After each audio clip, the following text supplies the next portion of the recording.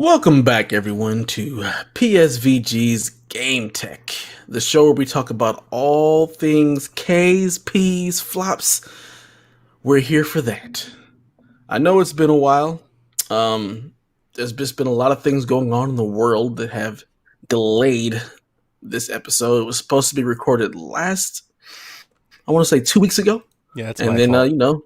Life happens. Donnie works in emergency management. So, when stuff happens, Donnie is there on the front lines. But we're here with you now. We've brought a friend along, and Mr. Sean Capri, friend of the network. And we're here to talk. He's like some PSVG, tech. like step family. I'm moving in. It's like our dad had this kid before he met our mom. So like every other weekend, Sean Capri drops in. Right? That's how I feel. That's Yeah. that and I'm just I'm squatting a little bit, and every once in a while I'll be like, just if I show up every once in a while, then when it becomes permanent, it won't be so weird. Like it won't be quite so We won't abrupt. even announce it. Exactly. It starts showing up more often. It might have already happened. Right. What do you mean? This might Sean be it. is new here. He's always been here. What are you talking That's about? true. It's kind of true. Mhm. It's mostly true. I'm so glad to be here, guys. I absolutely love this show. I'm so excited to talk only about Stadia, Google Stadia. Stadia. Nothing else. This is the Stadia show, I right? mean, it's amazing. Stadia is the greatest thing. I'm just kidding. Fantastic. I think this is so smart that you guys created this show. I don't think I've been able to tell it to you to your face or whatnot.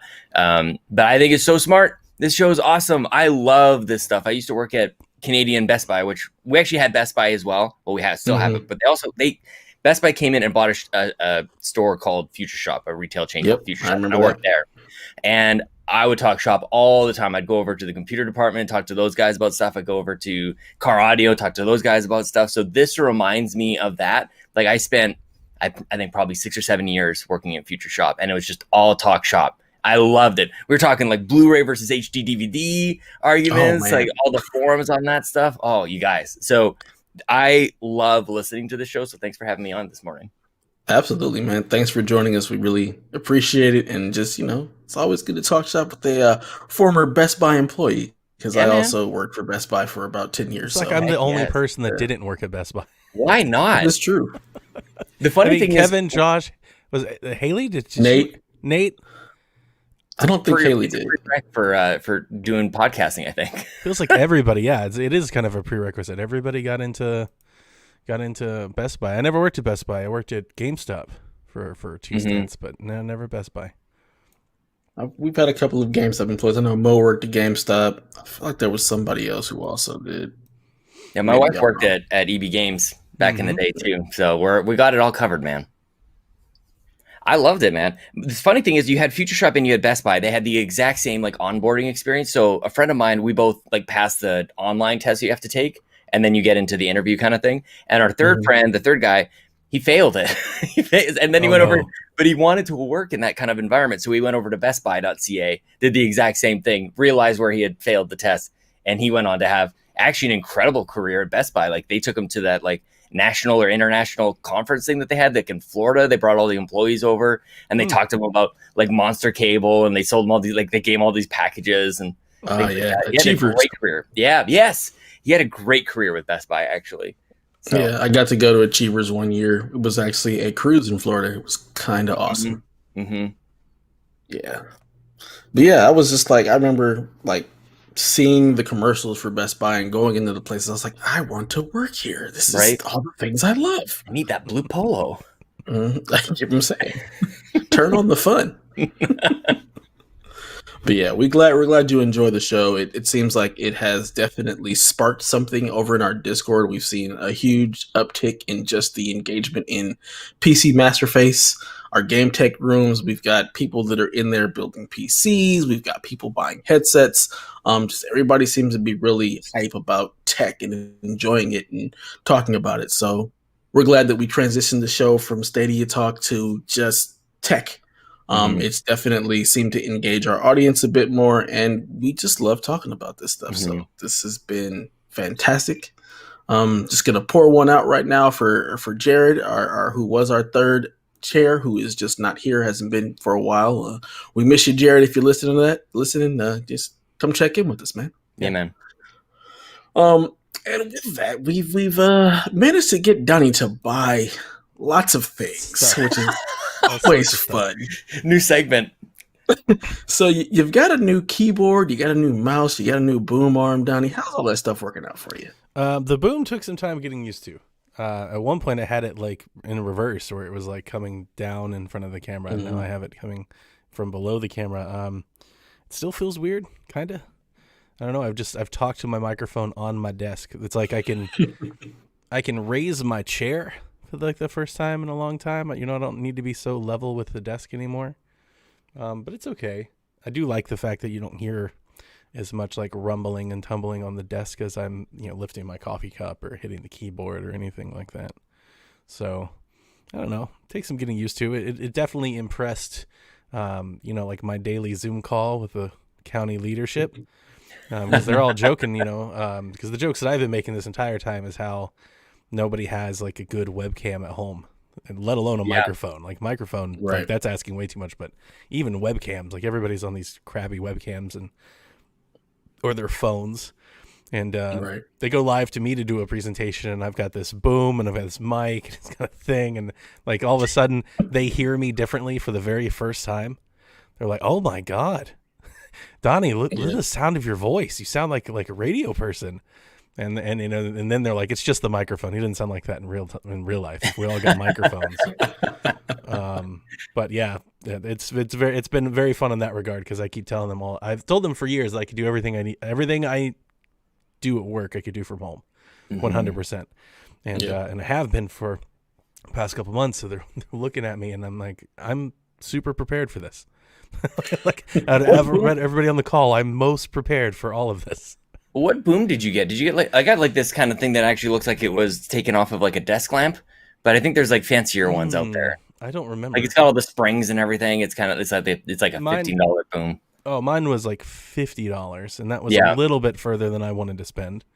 Lucas and Devin picked it up for me. It's just like a mechanical arm. It does have like these little plastic pieces that you can run the mic cord through. Oh, that's nice. They keep popping off. Oh no. Yeah, I feel like I need to tape them to Duct it or tape. something. Yeah, because they keep All the popping way around. off. Don't use duct tape. Don't use tape. Just Use kidding. Velcro strips, people.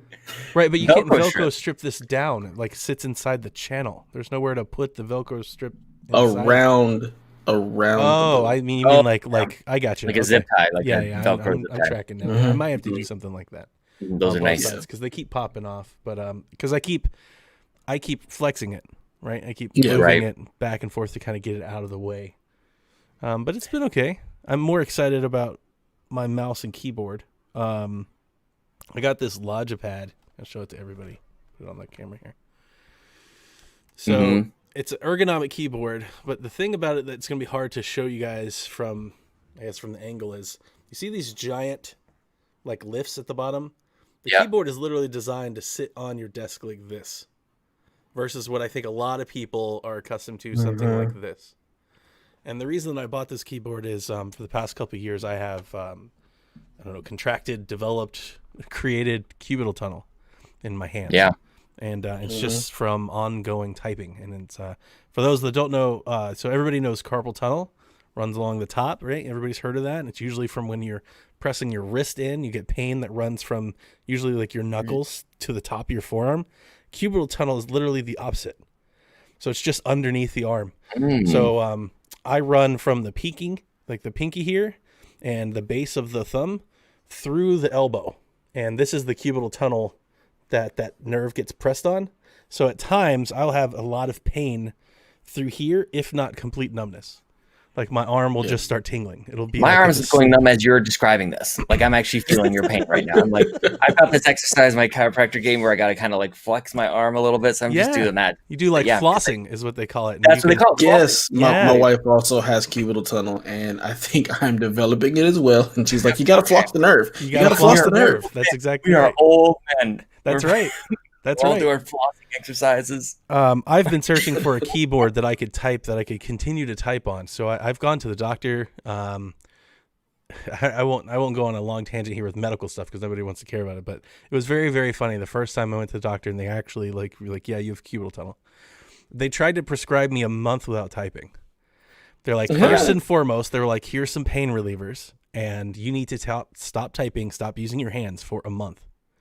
And I just like laughed. I was like, there's no way. Like my entire actually do that too. My entire world is typing, all of it, work, hobbies, everything. Their hands. Exactly. So, and that is another part of it. It's not just typing. Like I can't, I mean, to plead with your sympathy, like I can't run like a weed eater or a lawnmower.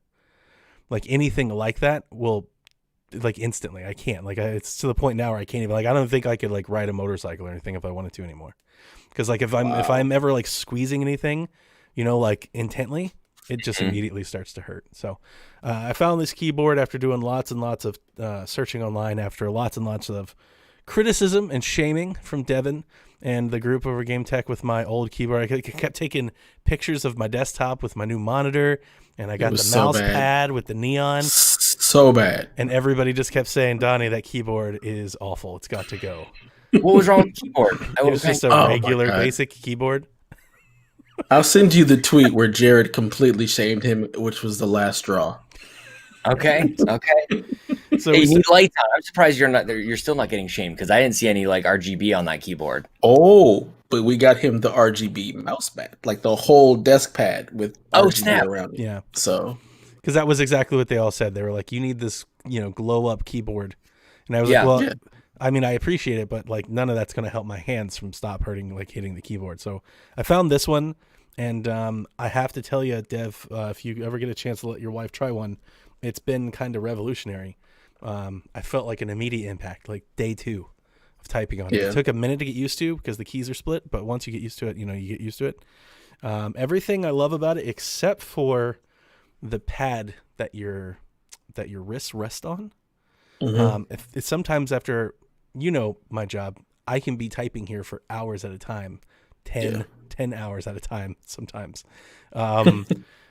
After a couple hours, it feels like hot, or like almost not like abrasive. I don't know the right word, but I'll start to feel it like on my palms. I'm like, man, it's like starting to rub, or I feel like, you know, almost like it's not as severe as like cutting or like a blister, but it's definitely like, you know, inflammatory. So I've like layered like a microfiber towel across it, and I'm thinking about like getting like some sort of like stick on gel or something to kind of just soften a bit. But that's only in long sessions typing. You know, if I'm sitting here and I hit a, you know, something for about an hour or so, I'm fine. But if I go 3 hours, I would definitely start to feel it. I even noticed it because I was like rubbing my wrist at dinner because it felt like it was burning. I was like, what the hell? Like, did I burn my hand? You play Nintendo consoles for too long, and they're like, "Hey, why don't you take a break?" Like that's what this is doing for you. Just like, hey, maybe it's time to go outside for a little while. Hey, you went outside today, get some sunshine. Yeah, exactly. But like last weekend, I worked around the clock. Really, I put in 75 hours in about 3.5 days of actual real work, not like staring at my computer, like following along. I'm talking office space, like real, actual work. And I don't think I could have done it without the keyboard. So I appreciate the shaming, and I do like my little setup. I was playing Far Cry 5 earlier this month before everything kind of went bad. And I tell you, man, I'm playing it on the 2K ultra wide monitor.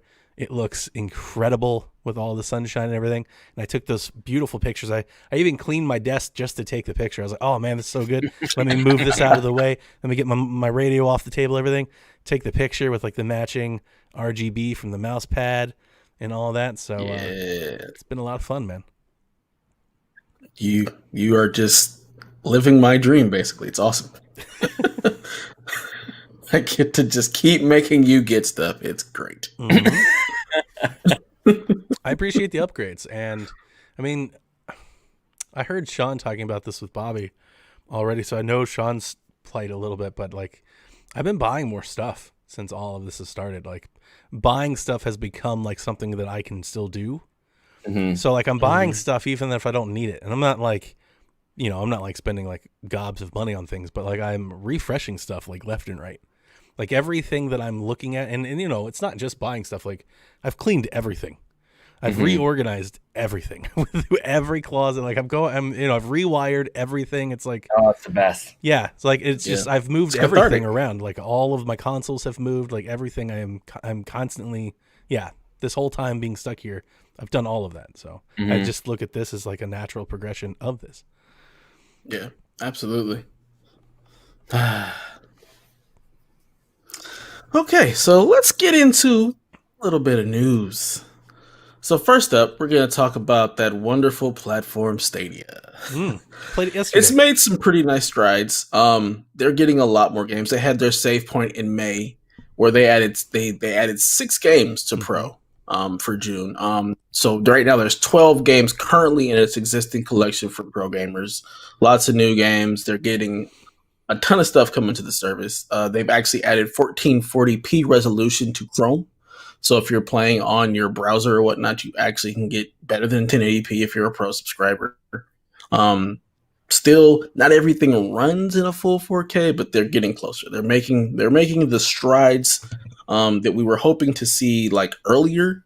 But at least, they're not just resting on their laurels. They're constantly pushing the platform forward, which is really, really good. I mean, just a couple of the games that are in the collection, they got the PlayerUnknown's Battleground, PUBG. They've still got Destiny 2. They've got Grid, Serious Sam Collection, Splitlings, Stacks on Stacks, SteamWorld Heist, Zombie Army 4, Dead War, Turing Test Guild. So they're getting stuff. And you're constantly having new games coming to the service or whatnot. So it's really nice to see them making strides. And I know that the people who are big on Stadia, like they're just constantly, getting refreshes and stuff. And it's making them really happy. I haven't dabbled as much with Stadia. I did try to check out the 1440p resolution on the browser. It's not doing a whole lot to move the needle for me personally, but it is good to see that they are continually working on this platform to try to get it to be bigger and just more recognized. You said you had played a little bit of Stadia recently, Donnie. How's your experience been with it as of late? It's been pretty good. I went on with Chase a couple weeks ago, like right before all the protests and stuff started going on. I went and I had like a wonderful morning with Chase. We did 3 hours, I think, of just hanging out talking Stadia. Like we did like a pre-show and then a show and then a post-show. It was all live. So for those of you that are looking for more Stadia content, definitely get over there and check out Stadia Talks. He's on YouTube. He's got guests. He does every week, almost like every day. He's got to show up. He's often frequent in our Discord. Everybody knows him. He's great. And I went over there and talked to him. And we had a great conversation, because I think, at least in our Discord, in our perspective, he's definitely known as like the Stadia diehard. Like he's all on board. And everybody knows my journey with Stadia from announcement through release and how different my path went. And I always think that he and I find a great common ground, or at least like a willingness to talk to each other about different, views. We went through all the reasons that I, was excited about Stadia and then fell off of Stadia and kind of where I've come from. And I got to tell you, they gave us the was it 3 months, right? Or 2 months? 2 months. 2 months. They gave us the 2 months, which I enacted. And it's been good. I'm not even going to lie. I've played it on a few occasions. I still haven't sat down and like beat anything, right? But on 4 or 5 different occasions, I have sat down. I've moved my Chromecast around the house as well as a part of like this whole rewiring project. So I'm actually playing Stadia a floor away from my router, not plugged into anything, just completely Wi-Fi, and I have no problems to report. My son has been playing PUBG on Stadia quite a bit. It plays like PUBG. I think it looks really good, and for PUBG, I'm saying that respectively, and no issues. It's like playing it on a console. I had fun playing. I played a little Tomb Raider. Yesterday, I jumped in for about an hour and a half just because I wanted to check out the new stuff before my subscription ends. I'm not going to renew my subscription. But I played Power Rangers and I played Panzer Dragoon and things like that. And I was like, yeah, it's games. It plays games. I mean, it's kind of what they said it was supposed to be. I don't think it's technically the Marvel that we were hoping for. I don't think it matches up 1-to-1, but I also don't think it's definitely not, it's not Switch trying to run the Outer Worlds, right? It's definitely a console quality version of a video game. It's perfectly fine place to play. My issue remains, and I think it's all of our issues, to be honest with you. I think it's anybody who already is a consumer of video games, is the games that they have, you either are not interested in or you already have. And if they even have one that you are going to be interested in, you're more likely going to buy it somewhere else. And that remains my issue with it. My only issue is the value proposition. Like, for somebody that doesn't have games, it is an incredible option. For somebody that does have games, what's the reason for making me play there? To really adopt it, to play it more than just because I have it and they gave it to me for free and I booted up. Like, they gave it to me for free and I still haven't beat a game on it. You know, it's like, that's it, right? And you know, I checked out, I was the other one, Moving Out. You know, and I love what they've done with Pro. I don't know if they can keep up with that pace, but I mean, it seems more like, at least it seems that they're trying to portray Pro as kind of a Game Pass like subscription. It definitely had the feel these 2 months as being more like an Apple Arcade and less like a Games with Gold because of the amount of announcements that they've had. Also, I haven't noticed many games leaving. Right, like when we when we had our first game that left, it was like, okay, this is Games with Gold. You have 2 games a month, then they'll leave, right? And you have to keep subscribing to keep building your library. Since then, and I'm sure a game or two has left, but that's the issue. I mean, that's the thing. Only a game or two has left. All of the games that I've claimed for like the last 4 months, they're all still there, claimable. I even realized one the other day that I didn't claim from like 3 months ago, still there. Just claimed it. It was like, yeah, you can claim it. And I was like, I guess I might as well before my subscription ends. So it's turning more into that service. And that's the interesting part, because I think if they can give you Game Pass for $10 a month that you can play anywhere, now all of a sudden it becomes a thing that I'm willing to pay for just to have in case I want to play it versus willing to invest in and make it my own ecosystem. I don't know about you guys, so I'll turn it back to you, but I find it hard to want to play games somewhere that I'm currently not sold on investing into. You know, it's like, why am I going to play a game here or pay for a game here when all of my achievements or friends or anything else that you want to tie to is over here, right? And I think until they give me that value for doing it, you know, I think it's gonna be hard. And I'm thinking like, what if they added like a Madden to Pro? Like, there's a value proposition for me there. It's like, well, I can play Madden from my Chromebook from anywhere at any time. And Madden is such a fun game to just pick up and play. Like, all of a sudden there's value. You know, there's something I can do with Stadia I can't do elsewhere. So, you know, that's what appeals to me. That's what I'm looking for from Stadia. I mean, Google kind of, I mean, they spy on us all the time. So anytime that you've got like a 30 gigabyte download or update coming in from Call of Duty, they should have like a pop-up or some sort of like, they need to catch you at that time when console gaming is at its worst, right? When that hit you with an email.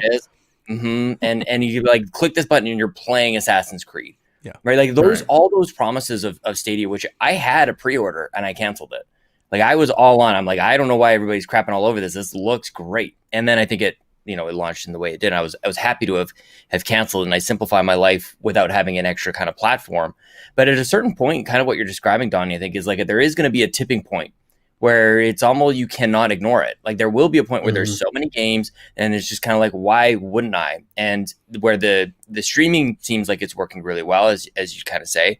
So it's like, it's going to be so convenient that you'll almost accidentally start playing games on it. I think that's what Google's angle is here, is that you'll just be like surfing the web, or you're on maybe we're talking about something right now, and then you go, we could play on Stadia right now and just click it over. True. Right. The thing that I was saying leading into it was like, when Google launched into the Play services, like, they were late, right? Amazon had already done it. iTunes had already done it. They started giving away free movies that you could own. They're like, hey, just add this movie to your library. And I did. And I didn't buy a movie on Google Play for like 2 years. All of a sudden I logged into Google Play and I had 20 or 30 movies there. And I was like, well, I guess if I'm going to buy a movie tonight, this was before Movies Anywhere. Like, it eventually just started to be like, well, I guess I'll just add to this collection I'm already growing. There's a part of me that's starting to wonder, like, when does that start? Yeah. When do they just go like, hey, SteamWorld Dig is just free. Just go add it to your library. You play it for free right now. You don't even have to subscribe to Pro. Just play the game. Yep. And they just start finding deals like that.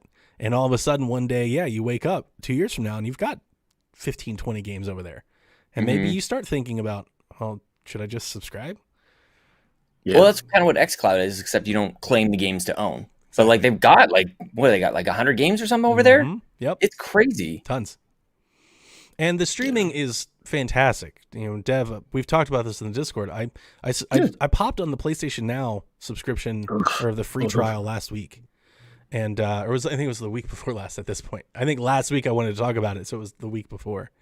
And the streaming's just they're not close. They're not close to each other. I tried PlayStation Now when it launched, I think, on Vita. I remember it was on Vita. That's when I played it. So it was a while ago.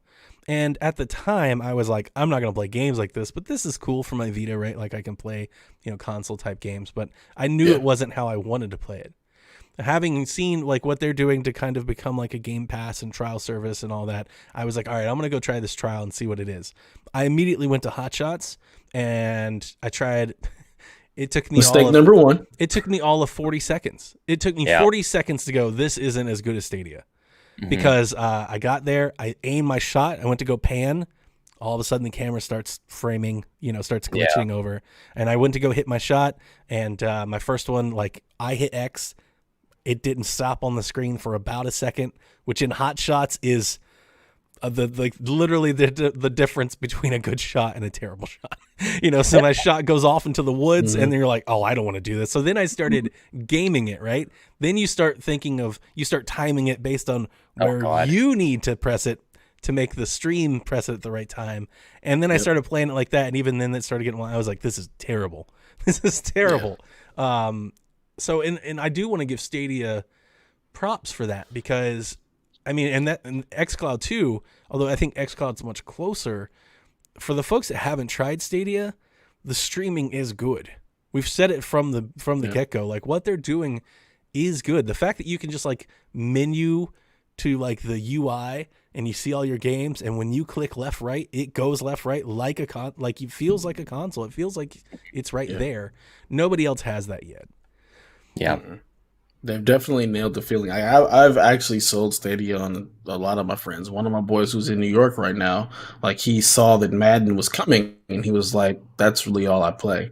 I was like, well, then you need to just go ahead and check the Stadia. I was like, they've got a 2-month free trial. Like, check it out. Like, you don't play a whole lot of games. Yeah. This will be perfect for you. You don't have to worry about the console. Yeah, like you don't have to worry about the console. You don't have to pay for Pro. You want a game in 4K, you got a 4K TV. So if you really want that experience, you can get it. But like, check it out. So he checked it out, and he ended up getting the controller and everything. So now he's all in on it, and like that's perfect. Like for him, like that actually works. And like you said, like nothing else streaming feels as good as Stadia. Stadia feels like you're literally just playing on your console. I jumped into the PS Now subscription too, just to kind of check it out and see. And I'm just like, this is. Oof. One, it just looks like trash. Like, I'm sorry. That's also true. It didn't look great either. It does not look good. The controls feel like a little wonky. My experience was not as bad as Johnny. I jumped into Hot Shots too, and I didn't have the problem with the latency. But for a game like that, any latency is terrible. Like, you just can't have that. Like, you can't play the game. And then I played a little bit of Infamous, and I know Haley has, like, platinumed the Infamous games through PS Now. I'm just like, there's no way. Oh, wow. There is no way I could sit through a gaming session. I want to be clear. We're just talking about really like the streaming focus of now. Now's Game Pass subscription and downloads. Like if you have it on a console and you're playing it there, tons of value. So for all the folks that are getting it for $40 a year, like definitely do that. Get the Game Pass, get all your games. We're just talking about the streaming tech. The streaming tech of PlayStation Now is not Stadia. They're not comparable in my opinion. And I tried it more than just Hot Shots. I tried 3 or 4 games, played a Castlevania game, and like and I think the thing that soured the well for me is before I tried it, I knew what Stadia was. I was already accustomed to what Stadia felt like. And even Stadia, there are times where Stadia doesn't feel quite crisp, right? So I even like kind of developed like that annoyance. You're like, oh, that was off. And then you hit PlayStation Now, you're like, this whole thing is on. It's like, it's not even close. That's the type of inconsistency that like drives me crazy with tech. Like with pretty much everything. It's like, it works for this, but not this. It's like, it's this way for this, but not this. And like, I don't have the time or energy or whatever to just give it to me the exact same every single time. And I don't want to keep track of it. It's the same reason I get really frustrated with Nintendo's cloud saves, where it works sometimes, but not other times, where you download some games, but you cloud stream some others on PS Now. Like, just give me one. I don't because I feel like I will, if it doesn't work in some cases, I'll start to steer away from that, and then I'm like instantly less value. I'm like, so I'm not using 3/4 of this service, but I'm paying full price for it. Like that's the frustrating part on PS Now for me, that I'll stay away from until they like the first party thing is number one, where Xbox you get the games day one, but Sony's not gonna ever do that when they sell 50 million copies the last of Us in 3 days. Piggybacking off of that though, I also, just to keep on the PlayStation Now bandwagon, I expected more games backwards compatibility. That was another thing I was bringing up in Discord. That was like their whole solution to backwards compatibility. It's like, well, we can't run PS3 games on your PS4, and like PS2 came later, but they only had like 5? I think they've done like 5 or 6 PS2 games on PlayStation 4.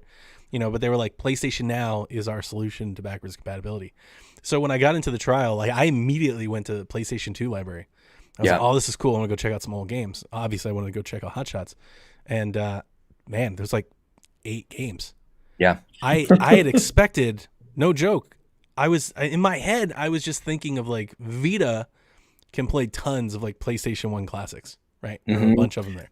That's a good call. I expected all of that to be there. Like that was exactly where my head was. I was like, oh man, this is gonna be so cool. PlayStation Now, I'm gonna have all these old games that I can go and just kind of dabble with and play. I'm like a PlayStation classic and go play some PS1, PS2, but they're not. It's very, very small. Like PlayStation Now, and I was surprised because you would imagine that at least like the heavy hitters, the big marquee titles, and first party stuff would be there. Yeah. But it's not. So if you're into PlayStation Now, I mean, my recommendation would be only if you really want to play PlayStation 3 games or to download games to your PlayStation 4. Like if you're going to get into it as a Game Pass alternative, 100% you give my A-OK, my thumbs up. I think there's tons of value there. To be honest with you, anything beyond that, probably not going to, meet the value that you're looking for.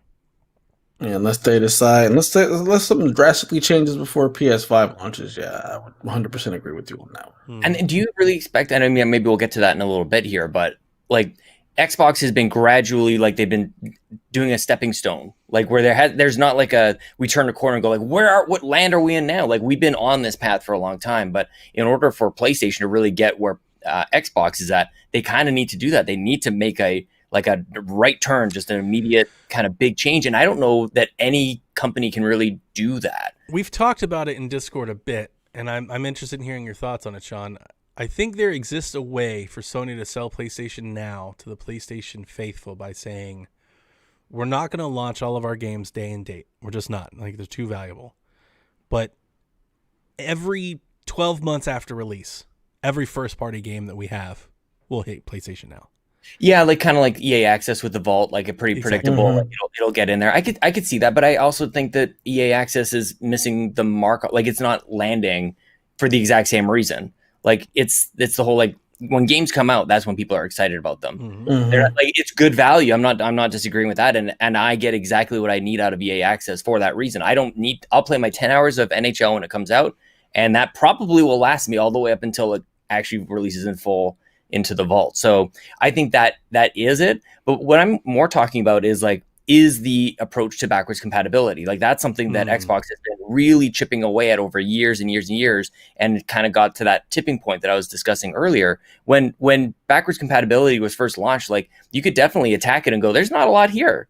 And they've been really working at it, and it has taken that iteration and that iterative approach that I don't think Sony is interested in, and I don't foresee them just like lifting a curtain and going, "Here's all your PS2 games."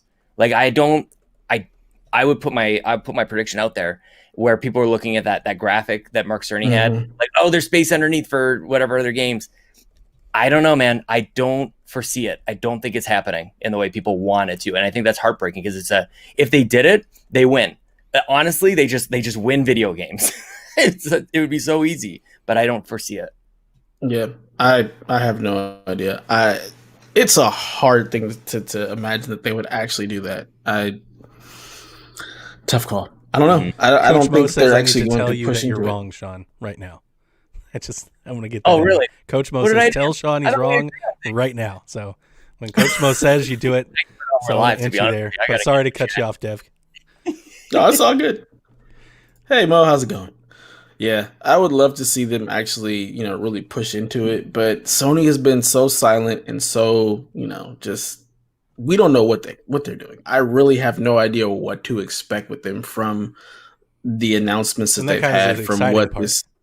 Yeah, it's like it could go either way. Like they could completely blow our minds and be like, The box PS is Now going is to going look to have nuts. this, or it's going to play everything, and you're not even going to need PS Now. Who knows? Like it could go either way.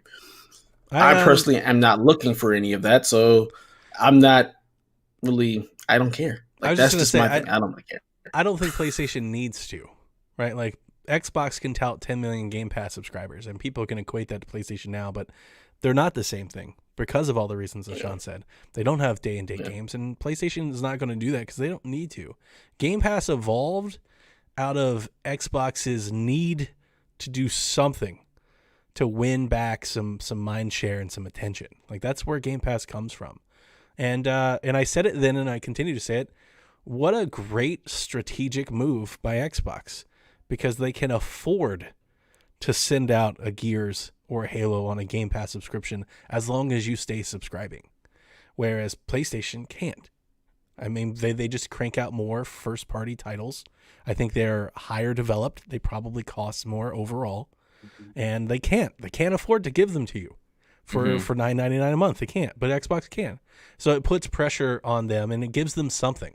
Because if you remove Game Pass, Xbox is in a world of hurt because the games don't stack up 1-to-1. I love how you say it's like they're giving it away, right? And it's this whole like, is it free or are you paying for it? Yeah, you're paying for it, but overall, it's so cheap. It feels like it you're is just giving it away. It is so cheap, but it's guaranteed. Donnie has completely stole Game Pass. I have Game Pass through 2023 at this point. Same. Yeah, you don't have to worry about it, man. It's every time that I see a deal or a buy one get one or a buy one get two or 3 months for one, I have codes that I can't redeem. I actually have a calendar invite for next year when I can redeem codes because I'm full. Like but I keep grabbing it because it's. You guys are like this, but I do this. I tell my wife the same thing. The same thing about dog food, toilet paper, dude. Like if we're gonna go through it, and we're always gonna go through it, and buy as much of it as cheap as you can. Like, because you're just saving yourself future money. Like, if I'm always going to Game Pass, then I'm just going to grab as much of it as I can every turn. At every deal that I find, I'm just going to grab an extra month. Because I don't see a world where I'm not playing Game Pass. Yeah. So, that's it. I'm locked in. Yeah, I'm the exact opposite. I have Game Pass through July, and we'll see if I renew it just because... those games aren't the games that I'm playing personally. Sure. So that's a part of it. I think if if I see another good deal, if Uplay Plus was on console, Dev would be just like we are with Game Pass. Dev would be snapping up every free month of Uplay Plus. I mean, I wish they had some free Uplay Plus because I would get it on PC. Right, that's what I meant. Get it on console. But yeah, I probably will renew Game Pass probably closer to September just because I want to check out Halo.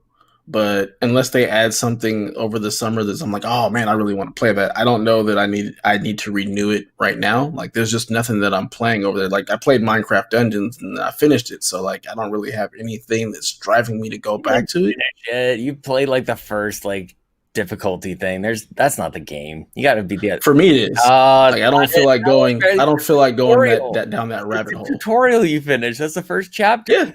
No, yeah. I'm not going down that rabbit hole, but I bought it on Switch for the kids. Dev, I've been loud about this prediction that I've got, and we don't get to do E3 predictions anymore or anything like that. So like, how do you lock these sorts of things in? My big what is Microsoft going to do at E3 2020? Their big announcement is that Cyberpunk comes into day and date, that they get that into Game Pass. I'm curious if that would that keep you going? Would that keep you going to the end of the year? Something like that. Well, yeah, I would subscribe to it in September. He would subscribe to it, as I say. He's going to play it on PC. Mm-hmm. Yep. See, I don't like that on and off again. Like there's so many different approaches to like buying games. Teenager Donnie would have done that in a heartbeat because Teenager Donnie did not have the money for games. If I could have played a game that I really wanted for $10, yeah, I would look for some kind of cool deal where it's like buy 3 months, get 3 months free. That's what I did last time. Like I got I basically paid for 6 months of Game Pass for 3 months. And like Donnie, like you find them deals. Like there's been times where I'm like, oh, I should just get it, but I'm like, it can wait. See, But that's smarter. And I'm not suggesting my ways. I'm just a broken human being, and I'm like, I need that streak. I need like a 10-year streak on Xbox Live. Oh, like I gotcha. like that kind of thing. Like an achievement, and, a lifetime Game that's Pass the thing, achievement. like, That'd be great. Yeah. You play everything like through Xbox Live. Like that's where your ecosystem is. For me, those aren't the games that I play. Like I don't play my Xbox at all. I shouldn't have a PS Plus account because I'm not really playing a whole lot of games over there. So I should be taking your approach, like a couple months at a time, like when it is. I'm like, I just see a deal and I just buy it and I load it up for another year and I just keep the streak going because I don't want to lapse, which is so stupid. Like, why wouldn't I just save my money? But I don't know. I don't want to be in a spot where I want it and I'm forced to pay full price. Like, I'd rather pick it up as a deal and keep the streak going than, which is also why I'm not doing Google Stadia, because I know that about myself. Because as soon as I jump in there, then I'm locked in, like by my own coercion, I guess. Yeah. So to stay on Cyberpunk, Cyberpunk is not coming to Stadia day and date. So with all of the good news and good stuff that we have, like we're starting to just assume that, the games when they launch, it's going to launch in the Stadia as well. And without Cyberpunk coming day and date, I feel like that's a pretty big blow to the fall landscape of Stadia. And I'm just wondering, like, how is that going to fare with the Stadia people? Like, is this even a game that Stadia, like the Stadia diehards, are looking for? Definitely it is. And so I'm just wondering, like, how does that blow like feel for them? Is it just I think like the diehards are going to tell you that they're willing to wait and they're happy to wait. So I think for that they'll be there, but you definitely have to know that they wish they didn't have to wait. They wish they could play it day and date with everybody else. Because you're right, they are starting to get some games. Like, right, they're getting Star Wars, they're getting Madden, they're getting like PGA 2K was one of them, and but Cyberpunk is the gem. That's one of the big, most look forward to titles from a developer that gamers everywhere love and want to support. And my question is why for the delay? Are things not running well?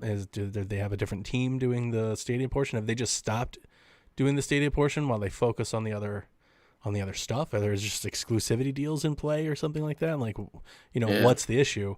But I don't know, but it's definitely a blow. I think they had it.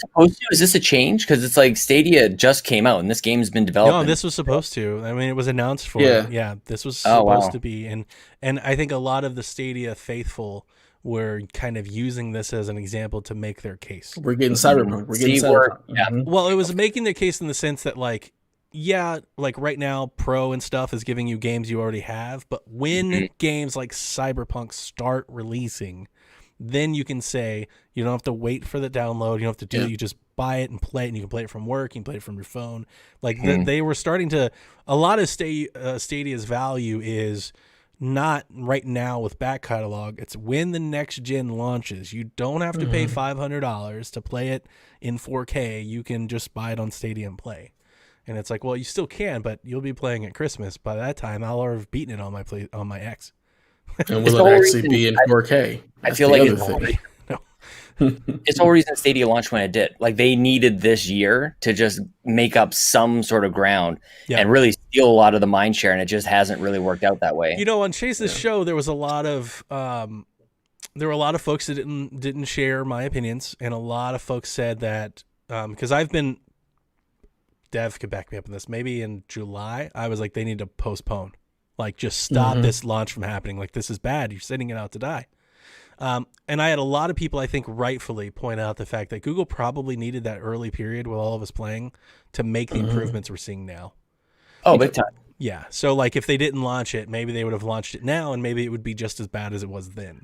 But couldn't they have? They could have won up so much goodwill, which is so important because we're such a fickle audience as gamers, and we're vile and all. We hold grudges, and when we make a decision, we stick to it until they could have gone head to head against Xbox to go like, it's free, everyone, and just keep like they did this very small test with Assassin's Creed, and that was great, and people were like, that's super cool. They're giving us a game. But Google needed to put Google money behind it and go like a full year, get as many people signed up and on board, no cost. That's all. Like, I know, and I understand that is an enormous investment that they would have had to make. But I think that's actually what would have been required. That's everything I was ever saying. Yeah, like I mean, we agreed 100%. I mean, a lot of the reason that I pulled out of my pre-order was listening to you. I was like, I don't know, this thing doesn't sound like it's coming in too great. So, yeah, It's coming in hot. it's That was my entire thing, is they need to buy market share. pretty Because much. the whole point of a subscription service really is you're only as valuable as the amount of people that are subscribing. You need to buy subscribers. Why? Because you're late. And there's no going back now. Like you can't burn the people who jumped in on day one by going like, well, now we're going to open it up to everybody. Like you only get to do that once. And they totally had an opportunity. Honestly, and my whole opinion on it would have been completely different. But I think a lot of it too was the requirement that you had to buy a thing, right? The whole notion of it is that you can play it anywhere, but like I should be able to play it with anything, like play it on my browser with my keyboard and mouse. Like I shouldn't need a Google Stadia. And you can now. You just couldn't then. It wasn't ready. Yep. It wasn't ready. Yep. All right. Moving Cyberpunk along. hurts, man. Cyberpunk hurts. Yeah, it does.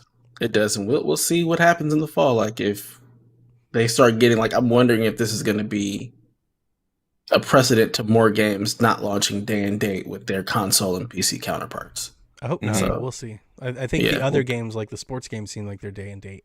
The golf one was honestly the first one. The golf one's the first one I actually thought, I was like, should I buy the Stadia version? Knowing how much I'm going to play, because like crossplay is not enabled. That was the thing I was wanting to know.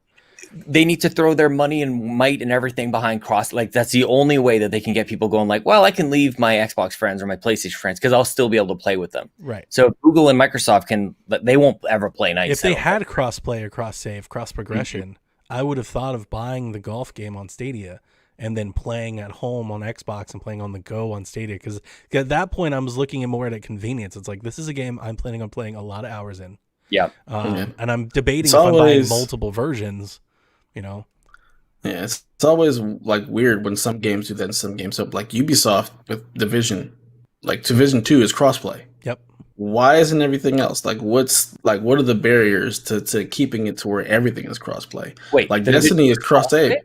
Yeah, Division 2 is crossplay with PC. Yep. With Stadia and PC. Right. Yeah. I'm like, wait a minute, why did I play this? Yeah, it's crossplay with PC. Yeah. Destiny 2 is cross like save, so your character just goes with you whatever. And Destiny 2 is actually an interesting like case because on PC, where you have a lot of people playing right now, the cheaters run rampant. None of that actually happens on Stadia because everything is running on their server. So like every weekend they have this thing called Trials of the Osiris, which is like their big PvP in-game kind of thing. And it is just like that experience is completely ruined on PC because of the cheaters. Well, you're starting to see a lot of people actually playing it on Stadia because of the fact that you don't run into the cheaters because it's all being hosted by Google. So they've kind of leveled that playing field for the PvP aspect of the game. You don't have the lagging, you don't have the lag switching and things of that nature. So it's interesting to see how that has panned out. And I'm just wondering where are they going to go forward with that, and if that's going to start to make more things more viable from a PvP landscape because you're not dealing with cheaters. So, definitely. Yep. We'll see. All right, let's put a pin in Stadia and streaming and move on to some other topics. So I know both of you have PCs and you dabble in the PC gaming space. Intel has released its 10th gen processors, which were supposed to be these amazing, oh my God moments. They're still running on, I believe it is 10 nanometer cores, and they're just not quite stacking up benchmark wise for the gains that people were expecting. The Ryzen third generation Ryzen processors are still keeping up with the 10th gen Intel processors, and it's just a tiny step. So like if you're gaming and you have a Ryzen processor, in fact, if you have just like the latest like 9th gen processor, you're still able to keep up with the 10th gen. Like there isn't been this huge gain made, and it's just crazy because Intel's been pushing it, and we're thinking we're going to get these huge gains from like frame rates or whatnot, and we're just not. So it's been really interesting to see all of the YouTube videos, all of the benchmarks come out, and it's just like there's just no reason to upgrade the processor at all at this point. In fact, the creator of Linux has ditched Intel and moved to AMD. Wow. And I mean, that's 15 years of him using Intel processors. You're like, no, we're going Ryzen. So for those of us in the PC space, it's been really interesting to see how AMD has kind of shifted the landscape. Like you're starting to see AMD gaming as like a huge thing. A lot of the YouTubers and influencers out there are really just making AMD systems and really pushing AMD because, for one, the price point for what you're getting is just incredible for the performance. Like the price per performance is just insane when you go with the AMD rig. I don't think you guys really, I don't know if you guys pay too much attention to the PC landscape. I know Donnie's like, whatever dev says, I'm getting. Yeah, I usually do that. And I was going to say, you remember when I spec'd this out, I was all Intel. It had to be Intel. And then the only reason I said that was because it's all I know. Yeah, it's to be branding. honest with you, it's just I know the Intel processor. Like I understand what the i9 means versus the i7 versus the 9900Ks versus the 9700Ks. That's what I know. I'm indoctrinated into that language. And there was something, Dev, you told me about AMD that wasn't going to work for me like the Intel did on a non-gaming front. I don't remember what it was, but I don't know if it was a video editing or something, but I remember you were like, yeah, you're going to want an Intel, because we were talking about like what I was after. Was it? I can't remember what it was, but I can't remember either. When it comes to video processing, and typically the AMD processors actually work better. They're really, really good at multi-process stuff, way better than Intel. I remember we were talking, and I was telling you like the stuff that I do with my computer beyond, you know, the gaming's focus, because my computer first and foremost is like a code machine. I'm doing programming, and there's certain programs that I'm running and things like that. And you were like, yeah, you're probably going to stick with the Intel. Maybe it was something that wasn't supporting or multitasking or something like that. But yeah, so this is interesting to hear. I want to say, I guess I'm not surprised. I mean, I felt like that for a while with the. I mean, for a while I've basically taken the stance, if you have like an i5 or above, you're pretty good.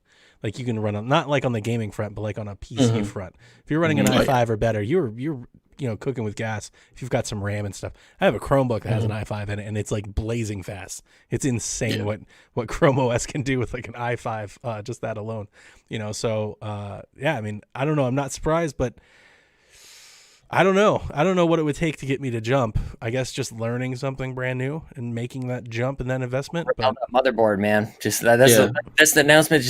I can't handle it. I just got to rip out the motherboard. Just got to get a new chipset. Well, see, that's another thing about AMD. Like their new processors work with motherboards way long ago. Where Intel, like their new 10th gen, like another reason I'm like, screw you, Intel, is because these newer 10th gen processors, you have to get a whole new chipset. Oh, come on, really?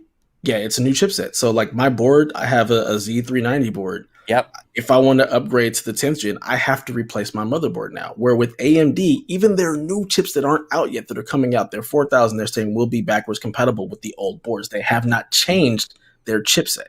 So AMD, again, like when it comes to just the sheer breadth of stuff, like they're killing Intel again. They're killing them on the price. They're killing them on the fact that I don't have to get a new board.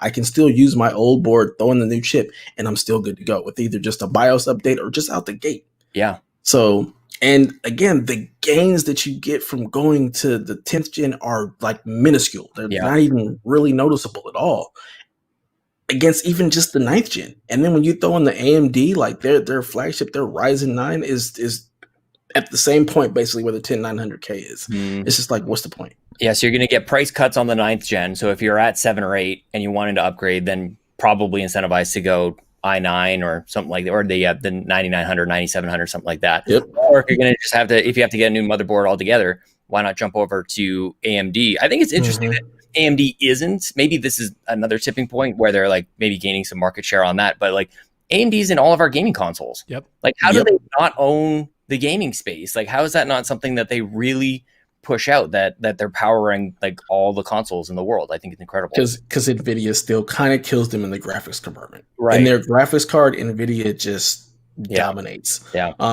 There's talk about the next AMD graphics card actually really, really pushing the envelope. But we'll see, because their last gen just couldn't really hold a candle to NVIDIA. And NVIDIA is about to announce a new graphics card as well. Is that what it was? Was it the fact that I told you that I wanted an NVIDIA card and you were like, you want to stay Intel? Oh, does it pair up with? It pairs better. Like you have less like driver and weird compatibility issues. And that definitely sounds like me. If you're thinking of me, I was like, I don't want to do any of this. Yeah.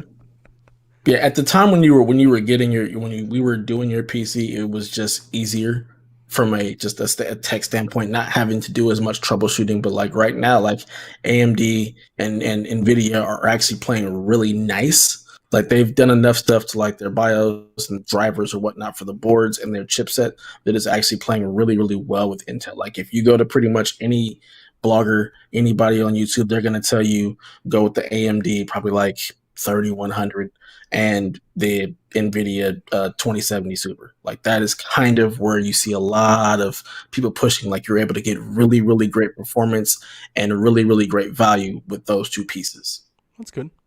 Look at it's super interesting to me. This Intel's number one. They are pushing generations. You got to get a new motherboard every time. Like it's not a nice smooth transition from one to the next. Whereas AMD does focus on the backwards compatibility, and you have these moments where like things go from 9th gen to 10th gen, and it forces you to go, do I really want to stick with Intel? Like you have, because it's a commitment. It's a you've really got to jump and it presents you with an opportunity to go like, but what about that AMD? And obviously, I'm linking this to console generation. Like, I mean, if you're going to force me to buy a PS5 because in order to play these games, I'm like, now I'm making a purchasing decision. You're making me pause. And then maybe Xbox comes out with a really interesting purchase option. Maybe it's less money. Maybe there's that subscription model I've been thinking about. Maybe somehow they make it less money to just buy it outright. But good for AMD. It's awesome. Yeah, it's fun to see, and it makes me just want to build an AMD system even more. Like I just love building. I'm with you, dude. Like I look at that. Like maybe Chelsea needs an upgrade. I love building these PCs. I'm seeing Egg Shen building his. He's got all his parts. That's awesome. He built it. He has it. It's up and running. I love that.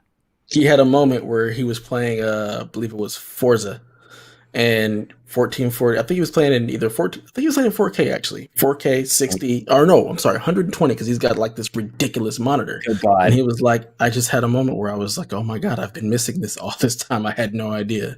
So it's like I said, it's been really fun to be in our Discord and just seeing everybody like actually start to get into PC gaming and PC building and kind of seeing what the platform has to offer. Yeah, big time. So it's been really fun. All right, so that's enough of the PC talk because we are all big PC gamers, but it's fun and it's interesting to see. I know Jason is going to be building a rig soon, so I'm really excited to see what his stuff turns out to.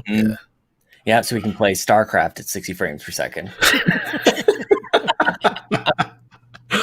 He'll have this monstrous PC and then go pick up Smash. Play some WoW.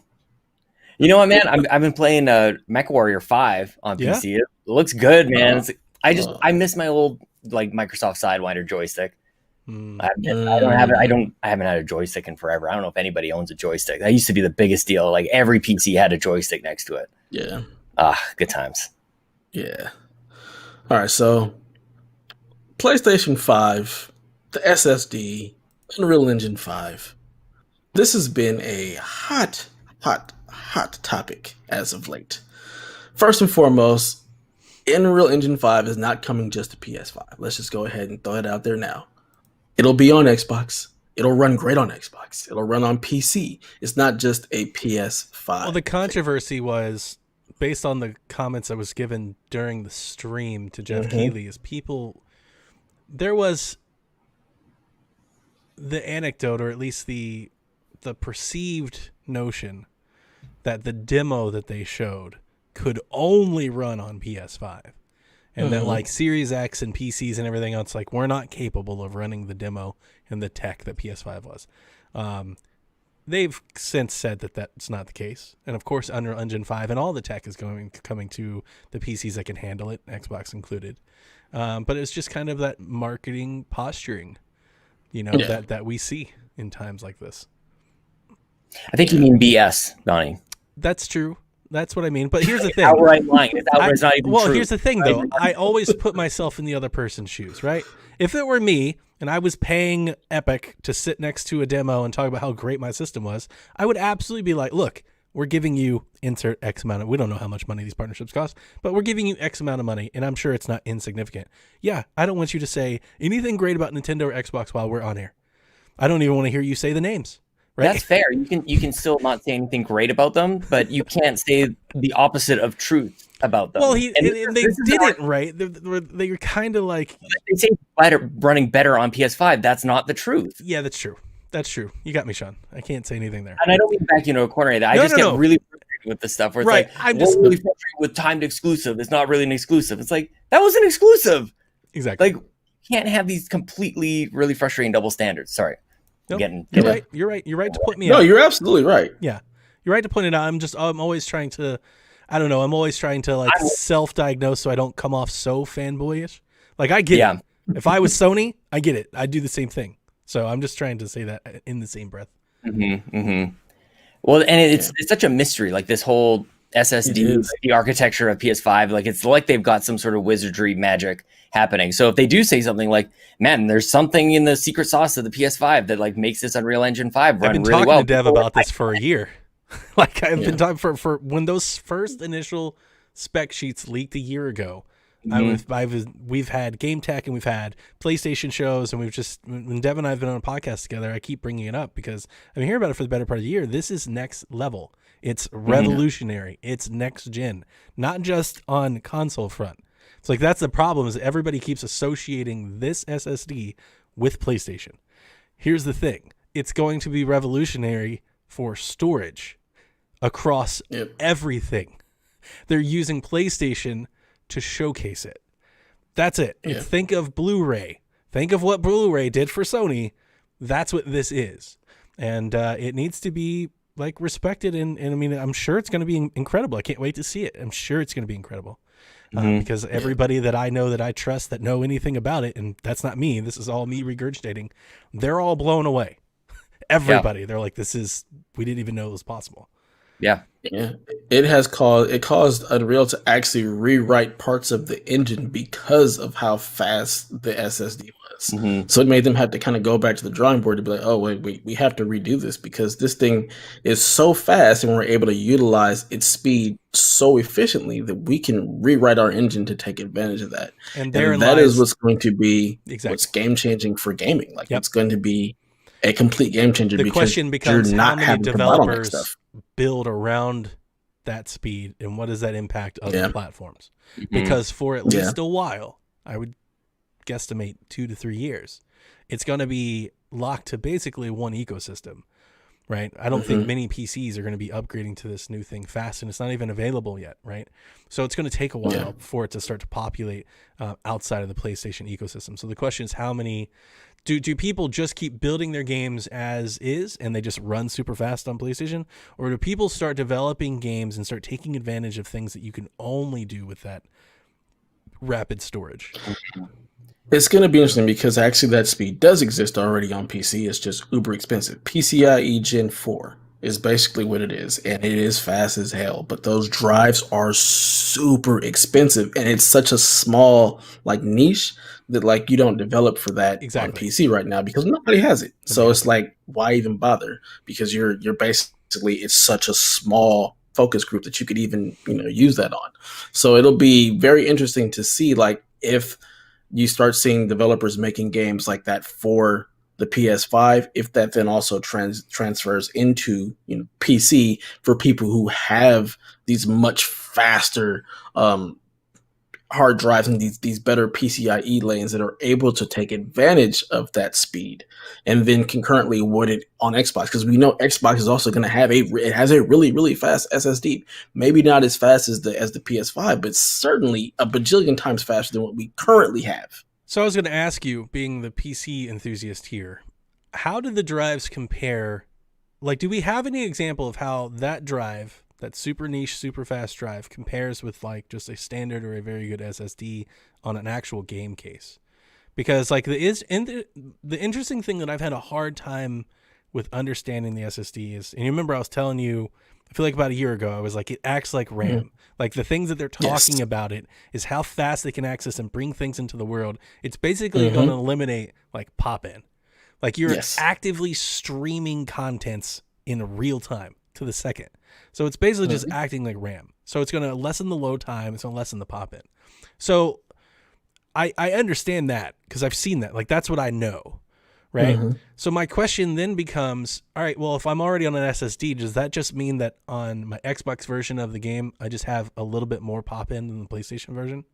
Like, is that what this ultimately means? When we see it side by side, it's like, is the draw distance and pop-in on PlayStation, just a little bit better, 10 times better? Like, is it a huge difference, or is it somewhat comparable?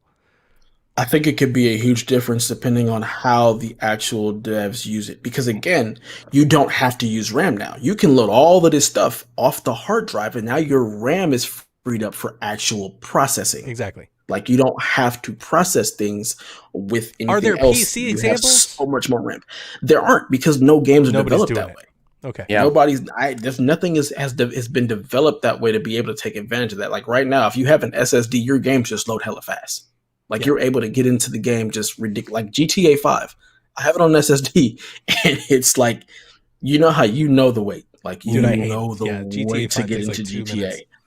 Oh my god, it's insane. But on my SSD on my PC, like it's like, boom, I'm in. It's not even a thing. So yeah, right now, currently with an SSD, things just load a lot faster, and that's really the only like real gain you get from putting games on an SSD. Most gamers load most of their games on a traditional hard drive at this point, because if you have a 7200 RPM hard drive, that's your storage drive for all your games, because you really don't see any true gains.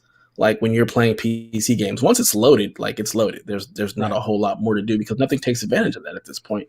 So currently, like this is game changing, because we're going to be so much better, and everything else. To Donnie's point, like if you have an Xbox game versus or a cross-platform game on Xbox and PS5, like it's not going to be that much different. And we've seen these.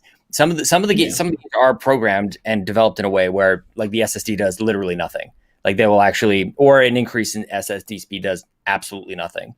So it'd be really interesting. And I would wish I think Donnie, you're kind of touching on this before, this revolutionizes storage. And I wish Sony kind of did for storage what they did with like home movies with Blu-ray, where they're like, we'll put Sony technology in a Panasonic or a Samsung device or whatever it is. And now everybody has Blu-ray. But I'm wondering if this SSD only works within the Mark Cerny certified PS5 architecture. Like you couldn't take this and like transplant it somehow into a PC. It is so specialized, which is a double-edged sword. It gives you a great experience on that console, but it's so special that that's the only place you're going to experience it. And it doesn't revolutionize video games in the way that it revolutionizes video games within PlayStation 5. Right. And I think this is definitely going to be something it's not proprietary. I don't think it's going to be. I don't think they would have developed it with that in mind. I think they have it in mind to. Can it work outside of the? I would be surprised if like the Series X Pro is running it, at some point 3 or 4 years from now, or PCs start coming out with it. Like it's going to be costly. I get that, but I don't think they would have developed it for that case to just keep it inside. Again, like you won't be able to buy these drives. Like you can't get them right now. My question, but the tech exists already on PC. My question is, Mark Cerny and that team is very, very smart, but how did nobody else come up with a drive that runs this fast? Like it has to be something that in PC land or in anything else, you're running up against other limitations that you couldn't have developed.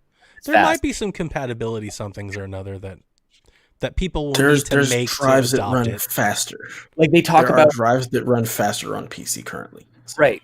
One, like you said, like they're very expensive, but they talk about like I keep hearing this thing about like the drive is so close to the CPU.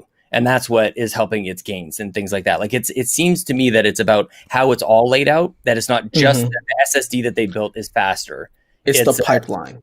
It's the pipeline where everything, the way everything talks, the way everything talks. There was a video by a guy, I can't remember who it was, but he was like, what people missed is the way everything communicates. The actual bus, the lines of how the RAM, the CPU, and the GPU all talk. Yep. Like that is what's next gen. That is the thing that allows the PS5 to leverage everything in a way that nothing else is doing currently. And from a big picture, if I can simplify this a little bit for our listeners, tell me if my understanding remains, because my understanding as it was a year ago, because I found that deep dive. Remember what show was that on, Dev, where we walked through? Remember Like I walked through like this whole next gen analysis of the 7 nanometer and like everything that was going on. You remember those specs? I don't remember what show it was, but man, did I do some research. I had notes. Dude, it was like a beautiful mind here. I had notes and stuff pointing everywhere trying to figure all this out.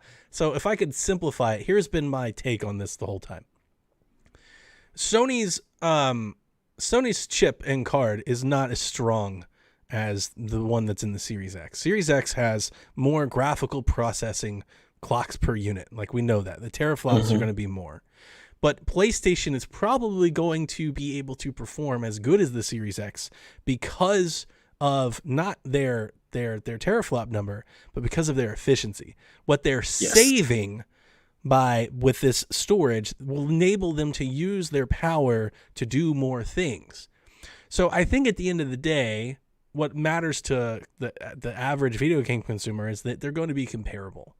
I think they're going to be comparable at the end of the day. Like they'll be very similar to each other. I do think the first party games on Xbox, the people that really dig in and give the Series X everything that it can possibly do, I think it might look a little bit better. It might have a little bit more stable frame rate, and you might be able to push the limits with some ray tracing, because I know it's very intensive. Ray tracing is extremely intensive to pull off. But Sony's the experience over there will probably be extremely stable, and you'll probably have a faster load time, which we're all expecting. I could say, do you think it'd be crazy if I said that like PlayStation might load things 20 seconds faster than Xbox? Is that a crazy thing? I'm wondering if there's going to be a 20-second load time on Xbox. I think so. Like that. You think they're still going to have like 20 seconds of load times? I mean, based on like what they've shown us with the games that are already there, like there's still load times. I think they're programmed in. I still think we will have load times. I just think they'll be drastically reduced. So like right now, like a GTA, to use an example, man, when I start GTA 5 on Xbox, like I actively plan to like just go get a drink or something. Yeah. Like I'm going to click the icon. You don't need to sit walk down. Away. Yeah. I think that'll go from being like 2 minutes to like 13 seconds. But on PlayStation 5, I think 13 seconds might go to 3 seconds. Right. I mean, again, look at the Spider-Man demo when they showed exactly how that loaded. I mean, they doubled the storage data transfer speeds between it. Like it's just so much faster. Like it's not even funny. Yeah. And again, that takes so much processing weight off having to load things into memory. So now they can process more. Yes. Yep. So in like you've said, your analogy is, Xbox is just throwing raw horsepower at it. It's literally just like, we're going to give you as much power as possible to do the things you're already doing. And Sony's like, how can we make this more efficient? How can we efficientize the entire process? Let's see if we can save you performance in all these different locations and give it back to you to do more things. And at the end of the day, I think they're going to be very comparable. I think that's what I'm going at. The only difference that I see, like I said, is Xbox might be able to run a few more graphical things, and the PlayStation's probably going to load better, which the way that this storage can kind of mimic things that people have been putting on RAM for decades. The things that I am aware of that I'm expecting to see, like I said, are load times, draw distance, camera panning, pop in, all of that's gone. The thing that I'm having a hard time understanding, I guess this is my whole way of dropping all this to say this, is I don't know what game developers plan on doing to change how they develop games for that. Right. So I'm thinking, like, what does that mean to a game developer? I feel like game developers, like, it's just more efficient so I can make my game prettier than it could be. And the reason I say that is basically what we've seen every game developer do when they are given more power. Right. They don't change the games that they design. They just make them prettier. That seems to be the thing that they're doing. I think of like a God of War, like a standard one shot, or like an open world where you never hit a load screen or you never hit a memory or thing. You can just stay in it the entire time. I don't know. I feel like every time we start a new generation, this type of conjecture happens and people start, their minds start going to places. I just don't know how responsible it is to do that, because I really don't think we're going to see a whole lot different. I just think we'll see prettier and faster. That brings up a good point. You guys I don't brought even up the think it's Spider-Man necessarily thing. prettier. Like, I think it's sharper. Does the Spider-Man example of loading create this crazy precedent? Like, that's the expectation. Like, well, you showed a Spider-Man and it loaded like that. So is that what people are expecting everything. So that's number one. Number two is, how much does this thing cost? So we're all talking in a vacuum here. We don't know how much this thing is actually going to cost. So it's the trade-off of raw horsepower is obviously going to be costly in Xbox land, but this super smart proprietary architecture in PS5 land sounds very expensive. All the gains you're talking about on PS5, they come at a cost. And so I think that's going to be interesting to see how the price lands. So I'm now thinking about like the gamer experience. And then the third thing is, can I get 3 games on this thing and that's it? Like, it's 800 and some odd gigabytes. I can't upgrade it anytime soon. Is it so like it's 825 or something? It's a weird number. Right? Yeah. So really thinking about like, what is it going to be like when I sit down in my home and I get 4 or 5 games on this thing and that's it, because I can't even buy an expandable hard drive for this thing. Like, well, and it's weird because I'm thinking, like, if you sit them next to each other, right? Let's say, let's pick a game. I'm just saying it's more complex than a side-by-side comparison. Creed Valhalla, right? Very much more. They sit down, and let's say Sony's boots up in 3 seconds and Xbox's boots up in 9. Right? Sure. But then you take it, then you go from Xbox to PlayStation, and Xbox goes like, well, I'm going to quick resume 17 games because I've been able to expand my memory. And even if PlayStation 5 has quick resume, which we don't know about, they've got 5 games tops. Right. Like, it's got to be more. Does any of this care, like, though? Does anybody care? I don't necessarily think anybody actually cares about any of this. I think more people care that you can play Spider-Man and Halo than the load times or the pop-in or the how many games you can resume. That's what I'm trying to get at. I think people care more about, can I upgrade my hard drive? Like, am I limited by this super small space? Because we all launched into this current gen with 500 gig hard drives, and we're like, that's not enough. That was a major problem. But at least there was an option. Well, you can expand the memory. Yep. Now we're hitting that, and we're going to be saying that's not enough, and there's no option. And I think that's going to be really interesting. Options. It's just going to be, we like don't know what the price point is. We don't know what the price point is. We don't even know when it's going to happen. They didn't say it. Yeah, we don't know when, we don't know how, but I'm assuming there will be expandable drives because they already know storage is an issue. Yeah, they're going to. But then with the flip side, we don't know what the storage is because, again, you're not duplicating stuff on the drive the way you had to. Mm-hmm. Like, all the games that we're currently playing, there's so much duplication of stuff on that game file. So they can find because of how slow everything loads. Yep. They put copies. Like, they put copies of. I researched so much of this going in because Dev has been bringing up this point for a while. They copy certain chapter and save data so you can find it faster because it's like the drives now, they read it in multiple locations. So the more chances you give it to find it, the faster it'll find it, basically, is how this works. So they're going to remove all of that. Eliminate a lot of that. But it's not tons of, it's not like heavy files. Right, so I don't think we're going to see the game files like cut. Yeah, it's not like audio files are. Yeah, it's massive. It's not like the textures or anything like that. That's another thing. Like they big up talk about their new audio engine. Like, so there's so many things that they're doing with the systems that, like, you can't really see. Like, you can't show. You can't. This was HD the Rumble, Tempest baby. engine is supposed to. Yeah, that's all this. You can't see all of it on all sides. Every time we go into a new console generation, boy, do we pour over every minute detail and bullet point, and then we get the boxes, and then we buy Assassin's Creed, and like it all starts to fade away, and it's just, what resolution, what's the frames. You're not gonna. It's gonna be really about the exclusives, like the actual stuff that's only running on it. Because Assassin's Creed Valhalla is running at 4K 30, and that is not what we were expecting from this gen. So you just have to wonder, like, okay, so. Why? And it's I'll tell you why. It's because this gen's gonna take a while to get started. Like, both companies, Sony, when they had their first investor thing where they first acknowledged the PlayStation 5, their first slide was, we're not expecting the PlayStation 5 generation to kick off as fast because of the PlayStation 4 and the 4 Pro. And because of what we're already doing on the gaming front, we don't know that, like, basically they're saying, we don't think there's as much demand for this generation as there was last gen. So they're expecting to start off slow. And I think every game developer and all their moves, when you talk about them delaying games and the games that they're bringing and all of that, they're all saying this basically the same thing with their actions. So I think the first year of next gen is basically going to be just like this gen. Like any other.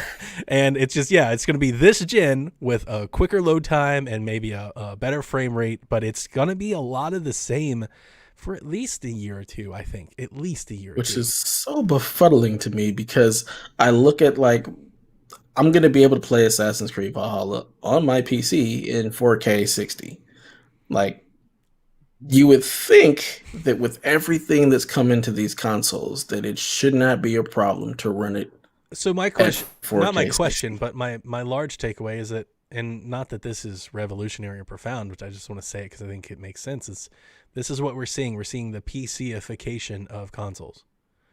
And we've known this. And it's just like PCs. Like, the PCs that came out this year are awesome, but they're just a little bit better than the PCs that came out last year. And the PCs that come out next year will just be just a little bit better than the ones that came out this year. That's kind of where we're starting to get to with consoles. I mean, these new ones are definitely going to be stronger, better ones, but at the end of the day, the output is going to be a little bit better than the best that we currently have now. And the hope is that you're future-proofing it enough that you can take advantage of it for at least, 3 years? 5 years? Like, I'm sure the Xbox Series X will be fine 5-6 years from now, but there'll be an upgraded model that's better by then too. Mm-hmm. Well, and I think you need to look at, like, how does Assassin's Creed Valhalla look compared to Assassin's Creed Odyssey or Origin? Like, we're going to see that generational leap, and I think that's part of I get frustrated when we go like, well, 4K 60 or 4K 30. It's like, and Dev, you know this too. Like, there's way more to a visual than that spec. The frame rate and the resolution. Like, it can be the texture detail, the lighting, the power, everything that's going in to bring you the picture. Mm-hmm. Yep. So, like, the side-by-side comparison is a little bit more evolved than that. And that's why I like this show, is because we can dive into those types of things, that it's not just this thing gets 30 frames per second. Well, it's like that facial animation is way better. Like, if they can fix facial animations in new games, I don't care if it's still 30 frames per second. Yep. Stop making my characters look like mannequins that can move on their own. If we can get past that, I'm super fine with that. And it's pushing games beyond all ways that for me that already exists. Like, that type of the stuff you talk about, that already exists. No, characters still look like mannequins that run around even on PC. Sure they do. No, they do not. That's just it. Like, in the PC space, that stuff already exists. If there was an exclusive game on PC that you could point to that, like, maybe shows me, like, exactly what you're talking about, but it's the same games. What kind of monitor do you have? I have a 1080p monitor. There you go. But that's what I'm talking about. It's not about the frames. It's not about the Ks or the Ps or anything. The frames. It is. That's just the design of the models. They look dead to me. They look like they've got dead eyes. They don't look in the right direction. Their teeth look all messed up. You're not going to be able to see that kind of fidelity on that monitor. That's the other thing that people don't realize. Like, I get what Sean's saying. Yeah, I think we're not even talking about the same thing. Yeah. I get what you're saying. It's about the texture detail. And that, again, those sliders and those things. I'm not talking about that. I'm talking about, does their skin look like skin? Does it actually have... There are games on PC where it does. That's just it. And that's where I get frustrated with the fact that that these games aren't going to run in a better frame rate with all the texture stuff that they're throwing in. Like, I have no doubt that Assassin's Creed Valhalla is going to look much better. You're going to have much better facial animations. You're going to have better looking skin. You're going to have all of that. Higher resolution but the fact in the actual models of the game. Yeah. And the thing for me, that stuff, it literally already exists. Yeah, but that's always been the case in the PC front, right? Where consoles are always playing catch up. And where we're going with the consoles, for it not to be able to do that and also run at a better solid frame rate, to me it does not compute at all for me. I'm so like, why? Is there anybody that just, because I said this in our Discord when the Valhalla stuff started, is there anybody that just thinks that Valhalla is 4K 30 because that's just what Ubisoft does with Assassin's Creed? There's a strong possibility of that. And that also brings back to the Unreal Engine 5. It only ran at 1440 30. Yeah, I know. I love that about that. Everybody's like, "Oh my god, this is next level. It's amazing." It's like, it's not. It's not next level. It's half. That's my point. Level. That's my entire point right there. Nobody even knew. But the tech is really great. Like, I was most excited about, like, the Lumen technology, like the ability to do lighting, not because the game makers spend so much time manufacturing it to just be able to go into the engine and go, nope, now you're on now. It's like, how much time and money is that going to save everybody to have that lighting tech just built in? You just click it on and now all the light, reverberates off the materials you put into the game. Like, if you were a game, maker, programmer, you've got to sit there and think like they're probably just like, oh my God, like they've got to be so excited. And that stuff is exciting because I'm sure that tech is intensive, right? And I'm sure tech like that will run better because Unreal Engine is going to be 100% like focused for consoles. They're going to have a console build of it to make sure it's easy for developers to take advantage of. But for 2, like it's intensive. Like you can't just pull that stuff off. Like there's a lot of AI and stuff that goes into that. So I was excited for that from the Unreal Engine demo, not necessarily what I saw. It was a pretty game, but I've seen prettier. Yeah, I want to see all the bells and whistles. I want to see what it does to audio. I want to be able to hear what it does to audio and how that also reflects in the game. Like, there's just so much stuff that you cannot show in a video. Like, you have to literally sit down and play with, and I just can't wait for that. That's what I really I just want my controller with the screenshot button. That's really all I'm after right now. Dev's just like, no, man. I mean, that's existed on. I hit print screen, and that oh God, don't give me the print screen button. It takes a picture of my whole damn thing. No, it just, no. But yes, control shift. I don't share screens. I do love that we're like for different purposes, but we're all like really, really excited to buy these next consoles, and launching a new gen is just incredible. Super fun stuff. What a great segue. Backwards compatibility, forwards compatibility, all of that stuff. So we're getting these new consoles. How important is that? Uh-oh. Dev, you're going to be ganged up on here. I think it's extremely important. I don't care. I think it's extremely important. I've heard a lot of people talk about this. We've talked about it on Discord. I've heard a lot of the podcasts talk about it this week on the PSVG Podcast Network. And I would love to say my piece, if I may. I think it's extremely important because, and I think this is the PC-ification of consoles, if I can continue to use a term, we are pushing more and more and more into a digital space. So I'm happy, and one of the reasons why I do think it is a reason why I'm going Xbox, in addition to Game Pass, is an added value and benefit to going with the Xbox first, is knowing that my library comes with me and it still plays. One of the things I heard on Board of Video Games was, this new SSD on PlayStation means that you can't play these old games. Like, they won't work. That's not true. Like I heard that. Like, well, it wasn't that they said that. I want to be clear because I don't want to get the wrath. I don't want the Kyle burn to come burn me later. But he was like, what if it was more of like that? What if the PlayStation 5's architecture is so fast that these games that were designed on older stuff can't run? That's more of like and I guess that's a logical theory, but as I've often said, my understanding of technology is when in the software space, anything can be done. It's a matter of how much do you want to do it. That's really all it comes down to. Can you emulate PS3 games? Absolutely. There's no reason why they shouldn't have done it. They definitely can. They 100% can. The question is there enough money to make it worth it? And that's where PlayStation has said, no, there's not. That's the only reason you don't have it, because they don't need it. Yeah. Exactly. But could they do it? Certainly they could do it. Absolutely. Stupid they could cell do processor. It. Yeah, they absolutely could do it. And could it run on the other console? Yeah, you could, boot up an emulation and downclock a system. There are tons of things you can do to make games run. So that was all in the Mark Cerny doc about being able to downclock the stuff to run. So exactly. There's no reason why it won't. So yeah, from a tech standpoint, but it's more from an application. I understand that a lot of gamers say, I only want the new thing. I don't care about the old thing. I don't replay games. And I mean, that's just a personal decision. Everybody's different. You guys have heard me talk for years. So you guys do know that I do replay games. I am that person that replays games. I do it often, I think. I think maybe between every new game that I play, I probably replay something I've already beaten before. So you got too much time on your hands. Maybe. It's just, I've often said that I find a lot of joy playing something that I know. Sometimes when you take on something that's brand new, not that it's like, I don't want to use stress or anxiety or like those aren't the right terms, but there's like a learning experience that you have to go through, right? You have to learn the game and the mechanics and the world and, the people and the characters. Sometimes I'm not in the mood for that. Sometimes I just like, boot up Far Cry 5 because I know where everything is and I know where everybody is and I can just play, like veg out time. I love that Xbox did backwards compatibility. I have actively used it.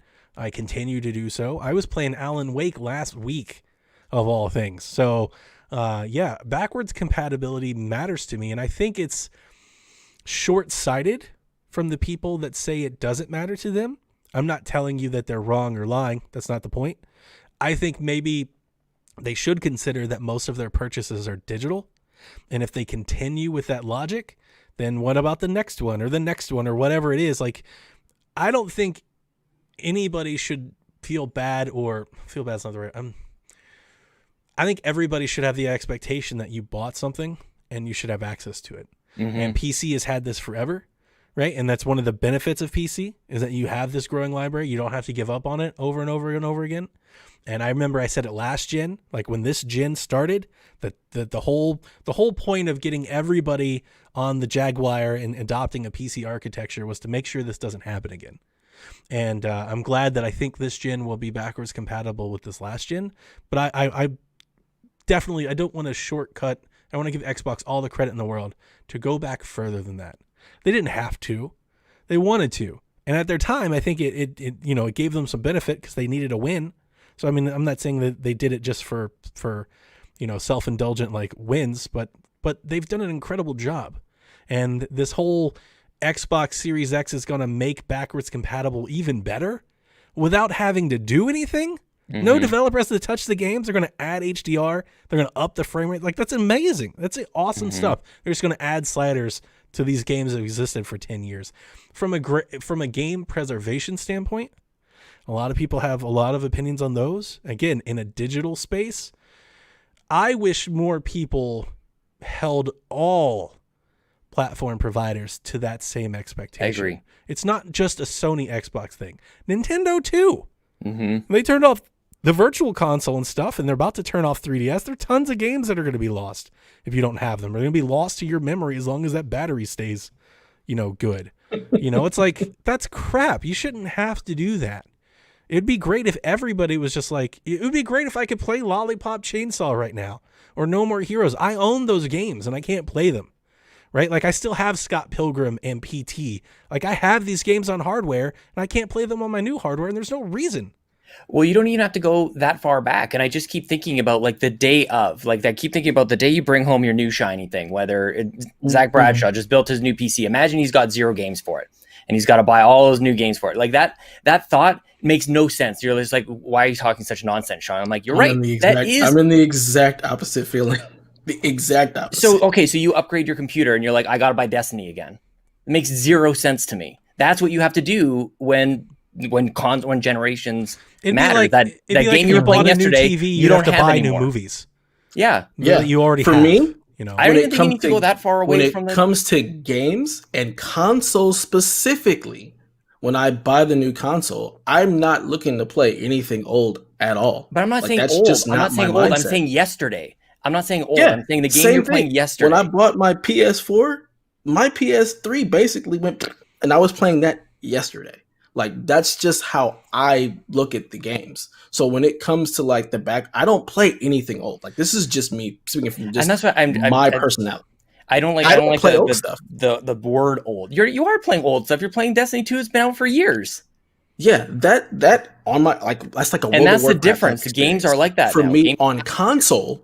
On console, that's not my mindset at all. Like, I don't, like, for example, like, I wasn't gonna play Destiny on PS3. There's just no way. I was gonna play that on PS4, and I'll play it on PS5 as the continuation of that particular thing. But I'll be buying it on PS5. That's what's gonna happen. Let me reframe. I 100% understand that you're always on to the next thing, and I think we all are. Most of us are, so I get it, Dev. You're not going to go back and play the old games. That aside, right? Don't you think it maybe is beholden on the platform provider to be held to that responsibility that they should at least support this for the folks that do, even if you're not in that case? Like, they're making billions of dollars. Like, why not? Don't you want them to reinvest into your ecosystem? For me, honestly, I don't. Like, I don't care. For me, it's always the NES to the SNES thing. For me, like, it's always been, I'm getting the new thing to play the new stuff. But it doesn't always have to be. It doesn't have to be, but I honestly don't care, and I don't expect it, and I don't hold them to that. You don't think it's like a responsible thing, like it's a good thing they can do for customers. I honestly don't. I don't think it doesn't matter. I don't think it is. For me, it just no. I get where you guys are coming from, and I understand it. But for me personally, I don't have that expectation whatsoever. Well, you did when the graphic showed up and it's like, look at that space for PS3 and PS2 games. Like, got everybody excited. No, I did not. I said that they have the downclocking ability. I didn't say that they had that space for the other stuff. And personally, I don't think it will. A lot of people did, but why? I'm saying, why would you assume that? Who were excited for that? Like, oh, they're totally going to drop PS3, PS2 backwards compatibility. They're going to do it. They got all excited. And now Jim Ryan's changing his tune. Well, not changing, but he's being clear that generations are generations. And people are like, yeah, backwards compatibility is stupid anyways. It's like, which is it? Right? Like, I've always said the backwards compatibility is. And I can vouch for Dev. He absolutely has. But I'm with you, Sean. It is. There's a moving target here. And I think you're right to call it out. I think if PlayStation dropped PlayStation 3 backwards compatibility, PlayStation fans would go nuts. They would be very excited. Dev wouldn't, but a lot of people would. I would. It's funny, like everybody got excited about backwards compatibility, and they showed that nobody really plays it or uses it. About today's games, people who play Overwatch every day, you get to buy it again. That sounds terrible to me. Division 2, you get to buy it again. Awful. All these games that people are playing for years. You don't have to buy it again. You just keep your old console. It's still accessible to you. That's the other thing. You want a gaming console that that doesn't require to connect to the internet? That we have a 360 for you. That is trash to me. It is. To me, I loved that. For me, and that's the kind of logic that made me jump from Xbox. When Don Matrick said that, I was like, "This guy's an idiot." We have a PS4 for you. If you want to play that old game, play the PS4. That is absolute garbage. For me, from a tech standpoint, and again, this is just tech. I'm not a consumerist. I don't really care about that part. For me, from a tech standpoint, I love things that push the envelope forward, that don't hinder themselves to anything in the past, like moving the needle forward. For me, that's where my mindset comes from. It's like, yes, let's push forward. Let's cut the fat. And let's only focus on being forward instead of holding on to the stuff that, in the back that may hinder us. Play PC games then, because that's like why I play PC games forever back. Well, like that. This is the point I was making with Dev in the Discord, because he seems to have he detaches from his normal logic and his normal love of PC gaming detaches from console. He has a different expectation from both. And that was the part that I had a hard time dealing with when we were talking about this in the Discord. Because I was like, Dev, you are the PC person. This is the PC way. You should support this way. But I guess when it comes to boxes they plug into the consoles, TV, he doesn't care. Even on the PC, I don't really care about running old stuff on my PC. That's another thing. Again, I get that you don't care and you don't want to play it, but at the same time, the question isn't necessarily because you don't care, you don't want it. The question is, should the console providers support it because it's a good thing to do? Because of game preservation, because of digital libraries and endearing, building brand loyalty. You're in this ecosystem, you want to invest into it. Like, I buy most of my games on Xbox because I have a confidence that I'm not going to lose that library. That they put all this work into it and they're going to keep it forward, like it's not going to go away. That makes me want to buy my stuff there, right? Whereas I don't have that at all. Okay, I don't have a loyalty to PlayStation. That's the other thing. I'm gonna put that out there now. Like, the only reason I even do PlayStation is because Microsoft doesn't have exclusives that I want to play. It's not even a loyalty thing. Sure. It's just they make games I want to play. Yep. And so the brand loyalty stuff, the exclusives on PlayStation are so good that I have justified having a PlayStation 4 Pro, and I only play exclusives on it. I don't play anything but the exclusives, and that's how good it is. They're in the Nintendo space where you literally buy for their first party because it's that damn good. Yep. No, we all agree there. Like, they make some of the, they make the best games. You can call them the best games in the world. PlayStation makes them. Big time. So, yeah, I got nothing. This isn't really this isn't a PlayStation argument or an Xbox argument. I know that they have differing opinions here. I'm thinking of it more from a philosophical argument. Same. From a digital library standpoint. I mean, there's no reason not to, I guess, in my opinion. Like, it might cost you a little money, but it's not, compared to the amount of money they make, it's not crazy. And I would like to see them do it personally. I would be more excited if they did. Like I said, if they had PlayStation 3 backwards compatibility and they restored all of my purchases and everything, I would absolutely get a PlayStation. And now you're talking about where I'm buying them both. Like if that announcement comes out and they're like, yeah, we screwed up all of your PlayStation 3 stuff and your Vita, like anything you own in store plays on PlayStation 5. I'm totally buying that box. Mm-hmm. Absolutely, I'm buying that box. Like now I'm buying them both, and I'm just going into credit debt hell because I need both of those boxes. I'm totally. I still have my PS3. It still has my entire digital library. Like it's upstairs in my bedroom, and that's where I can still play Scott Pilgrim and all of that stuff. And that's just the difference. Yeah, but I don't think you should. Just the paths. But wouldn't it be cool if you didn't have to? And the PS3 runs like, by the way, like if you fired it up, it is a mess. It's slow. It's terrible. I have a PS3 and I'm never going to play those games again. It's rough. Like it's just like you load the store and it's just like you gotta sign into the network. It's like getting up out of his chair. It is not good. Instead of having that like whatever it is, it's like a groan. It's like ugh. Thing like with this whole like when you play 360 games on an Xbox, like you get all the trims, all the features of next gen. You get the screen cap, you get the game sharing, you get the cloud saving, you get all these things. You can stream it. You can stream it. You get all these things that come along with it. You can't even stream a PlayStation 3. They blocked it, right? You got to like converter and everything. Like, how cool would it be if you could watch people play PlayStation 3 versions and just stream them? It's because of the Blu-ray tech in there. Yeah, that's why. Yeah, but if they had backwards compatibility through emulator, you could stream from your PlayStation 5 console. What do you mean about the Blu-ray tech? Everything has Blu-rays in it. Xbox has Blu-ray in it. No, the original PS3. You have to turn. Yeah, the original PS3 you can't stream because of the heck is it? It's a feature that you have to actually. Cards. You have to go through a converter to get to the capture card. DCP or whatever, which is also in the PS4, which I never understand. Mm-hmm. Yep. You have because you can't share that stuff, so that's why it's blocked. So it would have been cool. It would have been cool this gen if PlayStation 3 had it. I would have definitely played some PlayStation 3 games and probably streamed them from my PlayStation 4. Booble says in the chat, Wii U still working great. Wii U didn't work great when it started, like when it launched. Ultimately, my point is these companies are making billions off of us, billions, and just like I think I take the exact same stance like with my government. They make so much money off of us that I want them to spend all the money to make my customer experience better as possible. I'm like, just do it because it's cool. And I don't care if only 10% of people do it. Do it for the 10%.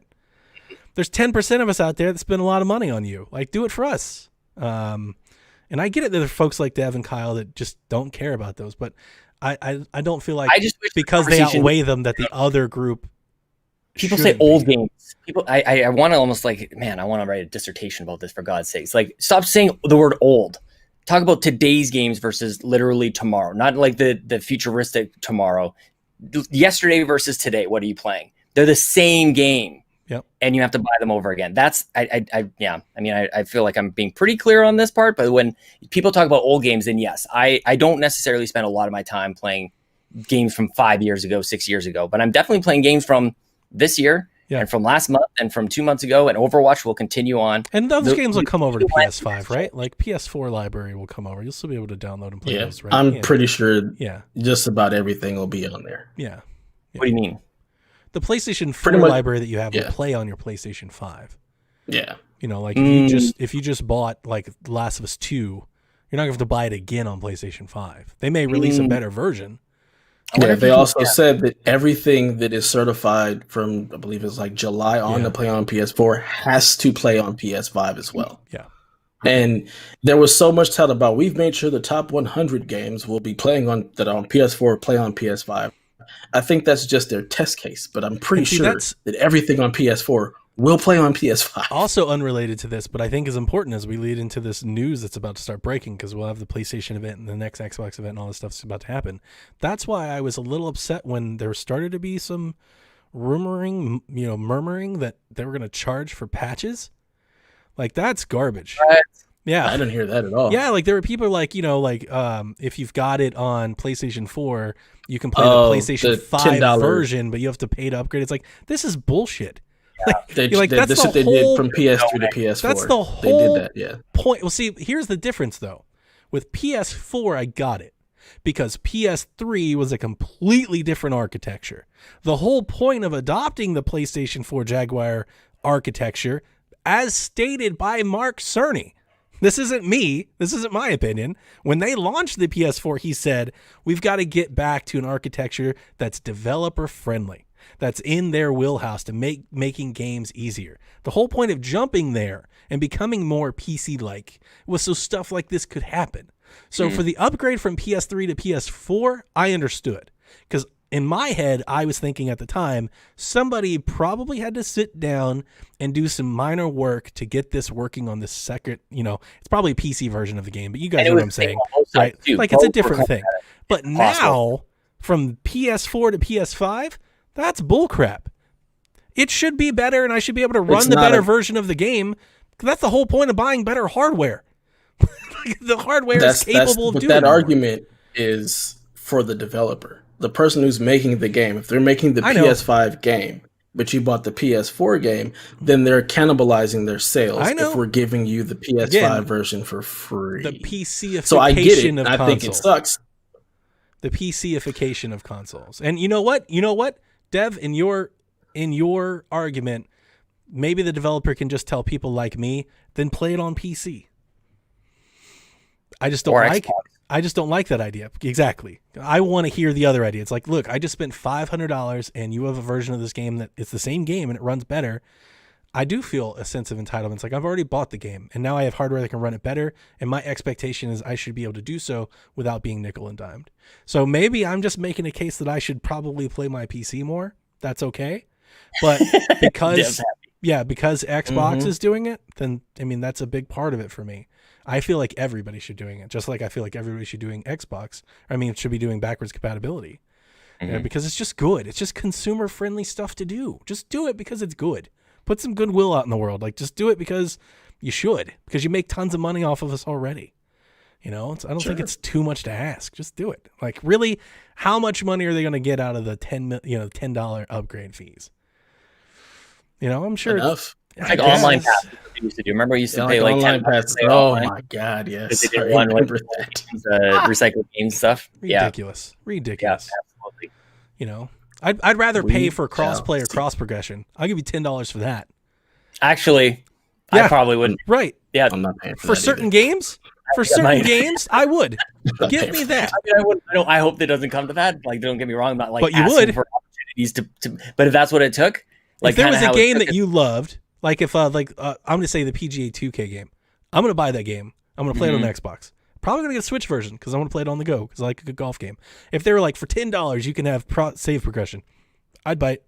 Yeah, I probably would too. I totally would. I'd be like, absolutely. Because you pay for Pokebanks, right? I do. Like 100% I pay for Pokebank. I have for years. You're exactly. Pokebank.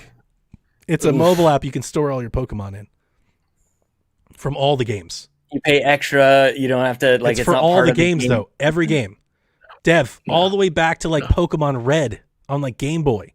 You can bring all the Pokemon into the Pokebank.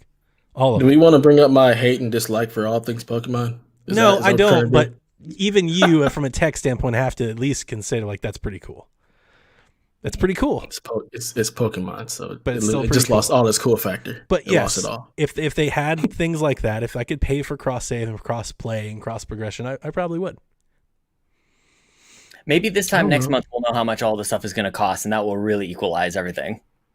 Well, I prayerfully, I said it right before we like relaunched the Xbox Drive, and I was talking Empire. Yeah, Xbox Drive. I'm sorry. You stole Sean's show, huh? I'm looking at Sean. No, I'm looking at Sean. It is funny because a lot of this is like we want to be informed consumers. Like we want everybody to know all the details and everything, and it's good podcasting time. What a great time to be doing what we're doing as a launch. But at the end of the day, like we all know what we're buying. It doesn't matter the price and everything. We all know what we're buying. Yeah. Dev's getting the PS5. I'm getting the Series X. Sean's getting the Series X. He might jump for a PS5. I was going to say, you're probably getting both day one. Like, we already know. I already have a Series X. We want all the details that we can put all the bean counters and tell people what we think they should get. But at the end of the day, I think most people probably know what they're going to get. The question is anybody going out of their way to maybe make somebody reconsider? There's the question that needs to be answered. And I don't like getting. Like, I think that's a futile effort. My thing that I always kind of get hung up on is like, what is the narrative, and are people staying consistent with it? And the whole like moving goalposts, I hate. It drives me bonkers that it's like, well, this is okay for this, but not okay for here. For every good thing that Xbox does. Everybody changes their mind. Of course ridiculous. Not. Yeah. Or even when PlayStation changes their mind, or when things kind of go, I mean, I'm repeating myself 6 times over now, but it's super clear to me that like, no matter what they do, and that's totally fine. If you just be clear about it, just go like, I don't care what Sony does, I'm with them. If they're backwards compatible, awesome. If they're not, awesome. But don't like stick your flag in the sand to go like backwards compatibility is such a great idea because Sony's going to do it. And then when they're not, go, well, backwards compatibility is stupid. Like Xbox, I wouldn't use it anyway. That's exactly like, that's the stuff that I get really like, are you listening to yourself right now? I love that you call it out. I really do. It's one of my favorite things to listen to you do it. But at the end of the day, you are spot on. People just support Sony because it's where they love and play their games, and that's all they want to do. That's all they want to do. I hate that stance. I hate it so much. Like for me, it goes back to like Best Buy. What the hell are you using it for? Well, that's what you do. That's exactly what I do. No, every single time. I just want consoles to do console things, so I'm supporting the console stance. Like that's, I appreciate, and I feel like if consoles were just to flip over, you'd be like, cool. Yeah, like my friends, I push more of my friends into Xbox than I ever do PlayStation because I ask them, "What the hell are you going to play? What are you doing? What are you going to be using this console to play? What do you want to do? Let's get you the best tool for the job." Pretty much, like that's how I see it. Like I don't screw all the loyalty stuff. What do you want to play? Where does that play best? How much you want to spend? Go there. Yeah, you should go there. How much you want to spend? I cannot believe how often the dollar figure doesn't get brought up too. I don't ever bring up the dollar figure because again, that's a Best Buy thing. I bring it up all the time. You assume they're going to buy everything. It has to be part of the conversation. Everything ultimately comes down to dollars and cents and value. Everything, 100%. That's why Lockhart's going to be so important. That's so funny because Best Buy told me not to ask how much. Don't spend, don't assume. So I don't ever do that. That's why the dollar conversation never gets brought up for me. It's just like, hey, we're good. What do you want? This is what you need. I don't care how much it costs. We got my child is running amok. We got mouths to feed, and literally like right now. So yeah. Dev, if you need to go on mute, man, I'll take it here. Sean, the last bullet point he had on here was he's talking about no Series X first-party exclusives at launch, but there will be exclusives, which is something that you and I both know. Like the console Series X will have exclusives, games that only run on Series X. But a lot of people, especially after the PS5 exclusives, only won't be available on PS4. A lot of people have taken that and said, like, look at Xbox. That they've committed to supporting both platforms. And it seems to maybe, I've tweeted at you a few times, this seems to maybe be kind of maybe backfiring on Xbox a little bit, at least in the public space, because a lot of people are like, well, if I don't need a Series X to play Halo, then I'm not going to buy one. Yeah, I mean, it oddly enough, it caters to that hardcore audience in such a weird backwards for me anyways, kind of way, where hardcore gamers, apparently they just want to drop money on a new console. They want things that can only work there. That's a hardcore gamer type of thing. And it's not a general kind of like it's blue a purchase sky validation, right? I get it. Like when you buy a new thing and you want to be, validated in how awesome it was and it was worth it's doing. The version of, so Xbox wanted to take over the living room. They wanted to be everything for everybody, but they weren't the thing that hardcore gamers needed. And it's so strange that this might be the way that PlayStation wins over the hardcore gamer, where Xbox is like, we'll be everything to everybody. We're super consumer friendly to everybody, but it's like, it's missing the mark on the audience that engenders your first million consumers. The thing that I keep saying is I've never seen the thing that I've had a hard time gripping with this is I've never seen such a consumer friendly statement be turned on them so much. I've never seen so many, because when I see people make fun of it, and there's plenty of people out there making fun of Xbox about this now. When I see people make fun of it, I'm like, you're making fun of them being consumer friendly. Like, that's it. That's all depends you're on what making you consider consumer friendly. This is a dollar-wise consumer friendly thing. To me, consumer friendly is give me stuff to play on this new console that I can only. That's what I mean. That's exactly what I mean. Like that's what. It's just the tale of two cities. That's basically what it is. Like for me, consumer friendly is not so much like a dollar. It's not a dollar amount. It's not let me play all of my old stuff that I have here. Consumer friendly for me is I've got the new thing. Give me all the new stuff. And they will. The Series X is going to play all these things in new, grand ways that the other ones can't. But just because somebody else with a lesser box can also play it, people look at it as less valuable. That makes no sense. I'm talking about just the first party exclusives. The fact I know. But I think when you have Halo being played on people from PC, Xbox One, and Xbox Series X, I think that's going to make all the difference in the world. Versus, and I look at Titanfall as well. If that was crossplay and released on Xbox One and 360, and everybody's playing the same game together, you might have a different outcome for that whole series.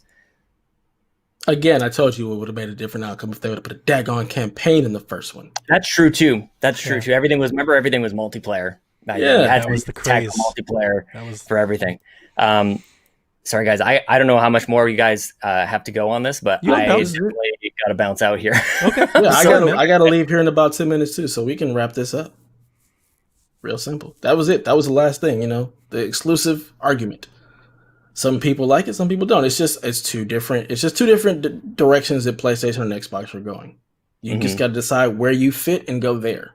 Drop the loyalty, go where your heart is, and play where you want to play. And guess what? It ain't gonna break the love between me and Dev. That's for sure. No, not at all. Forever. This is fun, man. Because if Donnie and I were on, if it was just Donnie and I, would be like, yeah, like this is the side of the crate, and we're like, you're right, Donnie. Like high five. Like we're jumping in circles and everything. Like. All me and Donnie do is argue. Yeah, so. This is why people like Dev and Donnie, because this is all we do. Every topic that comes in, we basically draw a line in the sand and then just take pros and cons and just hit each other with it over the head for days. We'll go on for days. And this was the Best Buy experience that we were talking about before. That's what you would do. Yep. And guess what? It's probably not a surprise to anybody. I was a HD DVD fanboy. I wanted that one to win. Oh, yeah. I couldn't stand you had to connect to the internet for Blu-ray. What? You had to download firmware updates all the time? Oh, what garbage. I saw a Blu-ray one time and I was like, why doesn't Xbox have this?